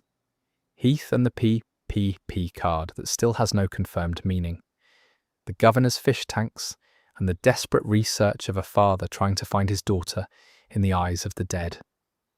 Morgan's impossible journey across 2 shows and a dozen philosophical transformations. The Whisperers and the uncomfortable possibility that they were right all along. The tainted meat question that was never answered. The coma dream theory that refuses to die. The CRM's continental genocide and the horrifying possibility that their math was correct. The hospital mystery and whoever kept Rick alive for 2 months. The cure that exists in fragments scattered across the world. Negan's ambiguous redemption. The gasoline problem. Grady Memorial's forgotten survivors. Carol's transformation into the deadliest person alive. Oceanside's abandoned story. The meaning of the title. Eugene's redemptive lie. And Laurent, the child who might carry humanity's last hope in his blood. 3 hours, dozens of theories, one franchise that changed television forever. If you made it to the end, you are not just a fan, you are a survivor. Thank you for watching. Subscribe if you have not already. Hit the notification bell so you never miss an upload. Drop your own theories in the comments because I guarantee there are mysteries we did not cover and connections we did not make. This community is what keeps this channel alive, and every theory you share makes the next video better. Until next time, stay alive out there, and remember, we are the Walking Dead, but we do not have to be. Not if we keep building, not if we keep fighting, not if we keep believing that the story is not over yet, because it is not even close. Wait, actually, one more. Because there is a theory that has been bugging me since I started researching this video, and I cannot let it go without mentioning it. The connection between Terminus and the Commonwealth, and the argument that The Walking Dead quietly told the same story twice, and nobody noticed. Terminus and the Commonwealth are presented as completely different communities. Terminus is small, isolated, and openly savage. A handful of cannibals operating out of a train depot in rural Georgia. The Commonwealth is massive, sophisticated, and superficially civilized. A city of 50,000 with laws, institutions, a military, and a functioning class system. They exist at opposite ends of the Walking Dead's community spectrum. Terminus is the apocalypse at its worst. The Commonwealth is the apocalypse at its most optimistic. But structurally, they are the same place. Both communities lure outsiders with promises of sanctuary. Terminus uses painted signs along railroad tracks. The Commonwealth uses scout patrols and recruitment drives. The method differs, but the function is identical. Find vulnerable people, promise them safety, bring them inside. Both communities sought newcomers upon arrival. Terminus sorts people into the boxcars, separating the strong from the weak, the useful from the expendable. The Commonwealth sorts people through an extensive intake interview process where newcomers are asked about their pre-apocalypse occupation, their skills, their education. This information is used to assign them a place in the social hierarchy. Former professionals get comfortable lives. Former labourers get assigned to manual work. The sorting is more polite at the Commonwealth, but it is still sorting. Still a system that evaluates human beings and assigns them value based on criteria determined by the people in power. Both communities extract labour from the people they take in. Terminus does it through captivity. You are imprisoned, you work or you are eaten. The Commonwealth does it through economic stratification. You are free, technically, but your freedom is constrained by a class system that determines your housing, your income, your access to resources, and your social standing. You work within the boundaries assigned to you, or you are marginalised. Both communities are led by people who believe their system is justified. Gareth believed that the world had made cannibalism necessary. He told Bob that they were not doing this because they enjoyed it. They were doing it because the alternative was starvation. The world had turned them into this. It was survival. Pamela Milton believed that the class system was necessary. She told the people of the Commonwealth that order required hierarchy, that someone had to make decisions, that the system might not be perfect, but it was better than the alternative, which was chaos and death. Both leaders were wrong. Both systems were exploitative. Both communities ultimately failed because the people inside them refused to accept a system that treated them as resources rather than human beings. The Walking Dead told this story twice because the point it was making is universal. It does not matter whether the system is primitive or sophisticated, small or large, openly brutal, or dressed in the language of civilization. If a system is built on exploitation, if it sorts people into categories and assigns them value based on arbitrary criteria, if it concentrates power in the hands of a few and demands obedience from the many, it will eventually collapse. Terminus collapsed in violence. The Commonwealth collapsed in revolution. Different scales, different timelines, same result. And the survivors who dismantled both systems did so for the same reason. Because they had experienced what it feels like to be sorted, to be categorized, to be told that someone else gets to decide what you are worth. Rick's group was put in a boxcar at Terminus and marked for slaughter. Rick's group was put through intake interviews at the Commonwealth and assigned to a class. Both experiences reduced them to data points. Both experiences denied their autonomy, and both experiences ended the same way, with Rick's people refusing to accept a system that did not serve them and tearing it down. The Walking Dead is a show about breaking systems. Every season, every arc, every villain. The survivors encounter a system, experience its failures, and destroy it. Then they build something new, and the new thing eventually develops its own flaws, and a new group of survivors will eventually need to break it too. The cycle never ends because human beings are imperfect, and the systems we build inherit our imperfections. The best we can do is build systems that fail gracefully, that can be reformed before they need to be destroyed, that contain within themselves the mechanisms for self-correction. Alexandria, at its best, was this kind of system. A community with shared governance, collective decision-making, and the willingness to change when change was needed. It was not perfect, it made mistakes, it nearly fell multiple times, but it survived because it was flexible, because the people inside it were willing to challenge the system when the system stopped working. Because Rick and Michonne and Daryl and Carol and all the others understood that the system is not the point. The people are the point. The system exists to serve the people, and the moment it stops serving them, the system needs to change. That is the lesson Terminus teaches. That is the lesson the Commonwealth teaches. That is the lesson every community in The Walking Dead teaches. From Woodbury to the Saviours to the CRM. Systems serve people or people destroy systems. There is no third option. There never has been. And The Walking Dead, across 11 seasons and 5 spin-offs and hundreds of hours of storytelling, told that same story over and over and over again because it is the most important story there is. It is the story of civilization, of every civilization, of every government and every institution and every organization that has ever existed. They all face the same choice: serve the people or be destroyed by them. And The Walking Dead, set in a world where the stakes could not be higher and the margin for error could not be thinner, showed us exactly what happens when that choice is made wrong. The dead walk, the living fight, and the systems that fail the living are torn down and rebuilt and torn down again until someone, somewhere, finally builds one that works, or until the clock runs out and the dead inherit everything. That, finally and truly, is where we end.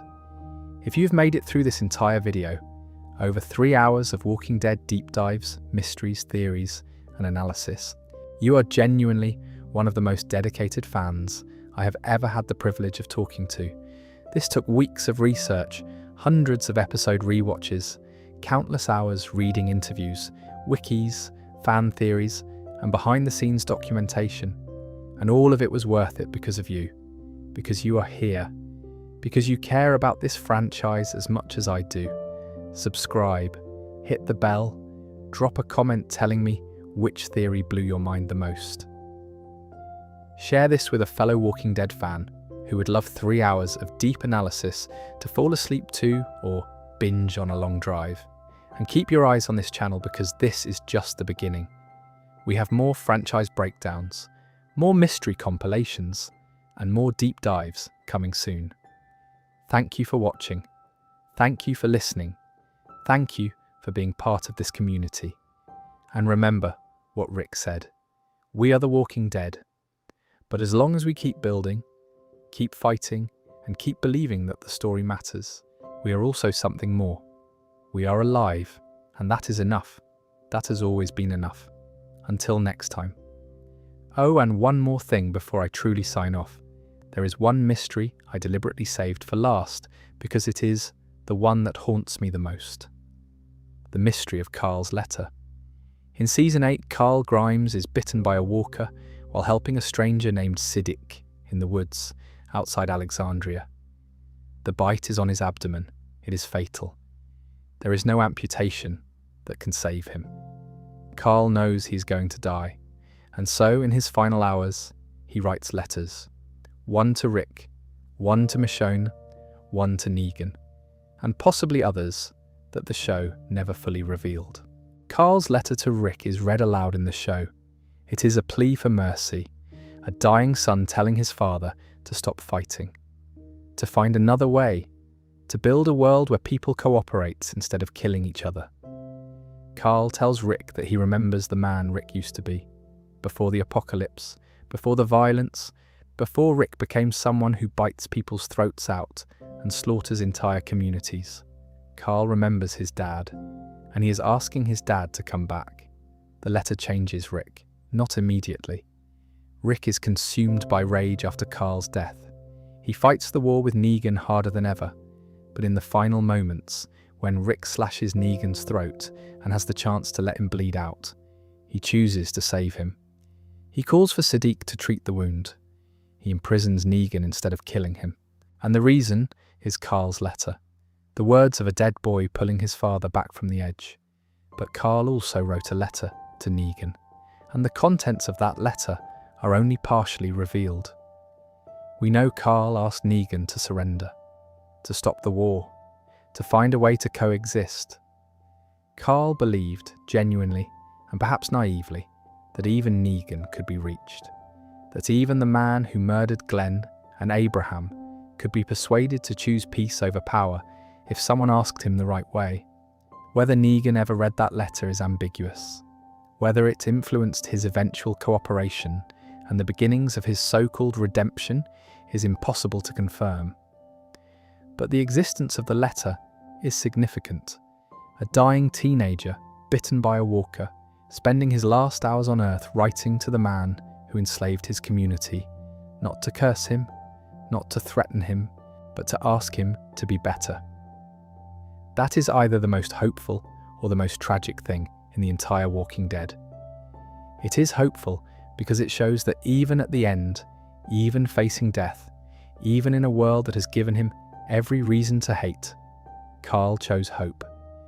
He chose to believe that people can change, that violence is not the only answer, that the future does not have to be a repetition of the past. And it is tragic because Carl died at 16 years old. He never got to see whether his hope was justified.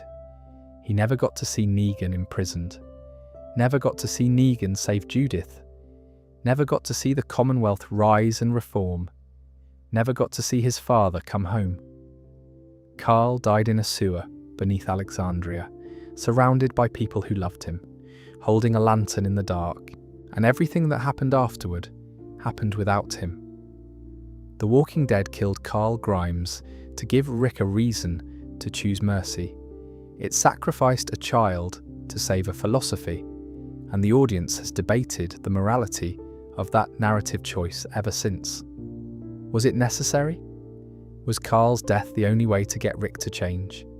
Could the story have achieved the same result without killing a character who'd been with the show since the very first episode? The answers do not matter. What matters is the letter. What matters is that a dying boy wrote to his father and to his father's enemy and asked them both to be better. And both of them, in their own flawed and incomplete ways, tried. Rick tried by sparing Negan. Negan tried by saving Judith.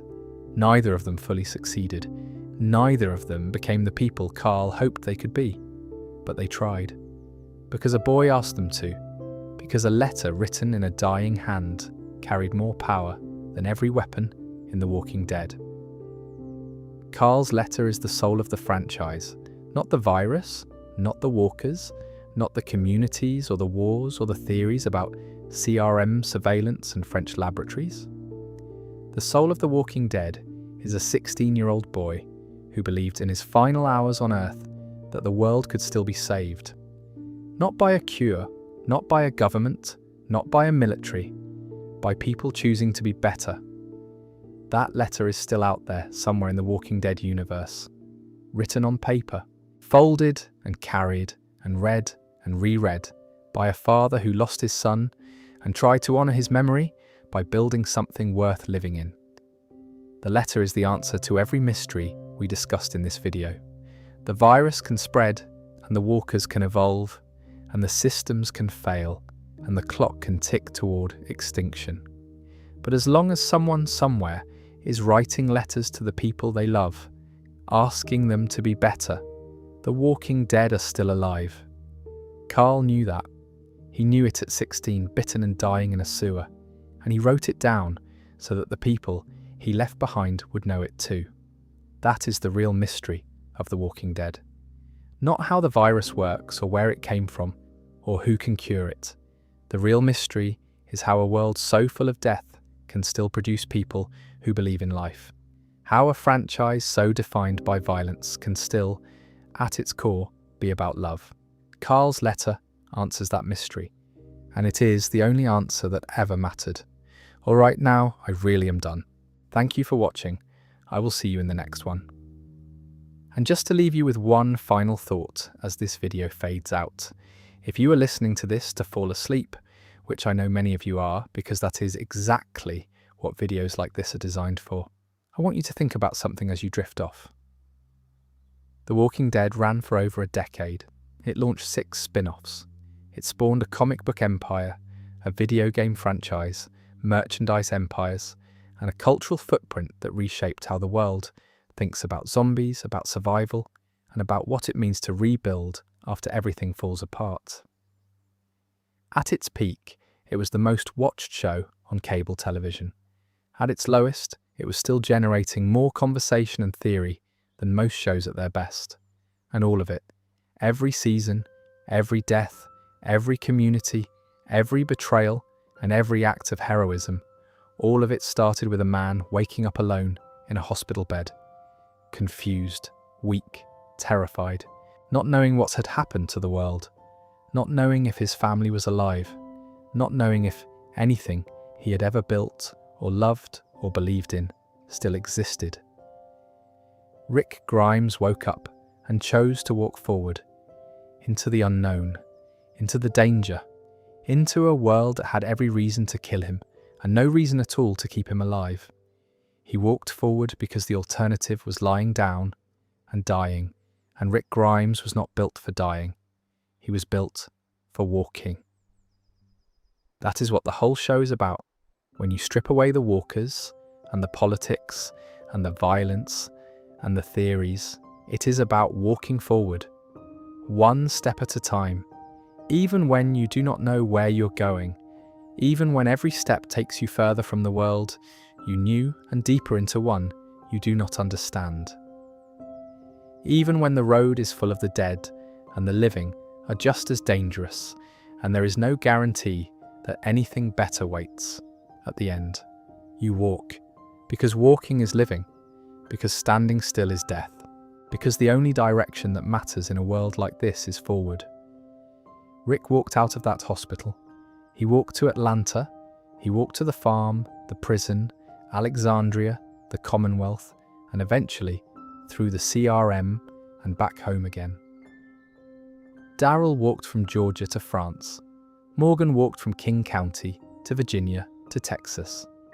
Maggie walked from the farm to the hilltop to Manhattan. Carol walked from an abusive marriage to the most dangerous person in the franchise. Eugene walked from a lie to the truth. They all walked. Through horror and loss and impossible odds and the constant grinding pressure of a world that wanted them dead. They walked because that is what the living do. That is what separates them from the walkers. Not biology, not the virus, the choice. The walkers are moved by instinct. The living are moved by will. The walkers follow hunger. The living follow hope. That is The Walking Dead, a story about hope dressed up as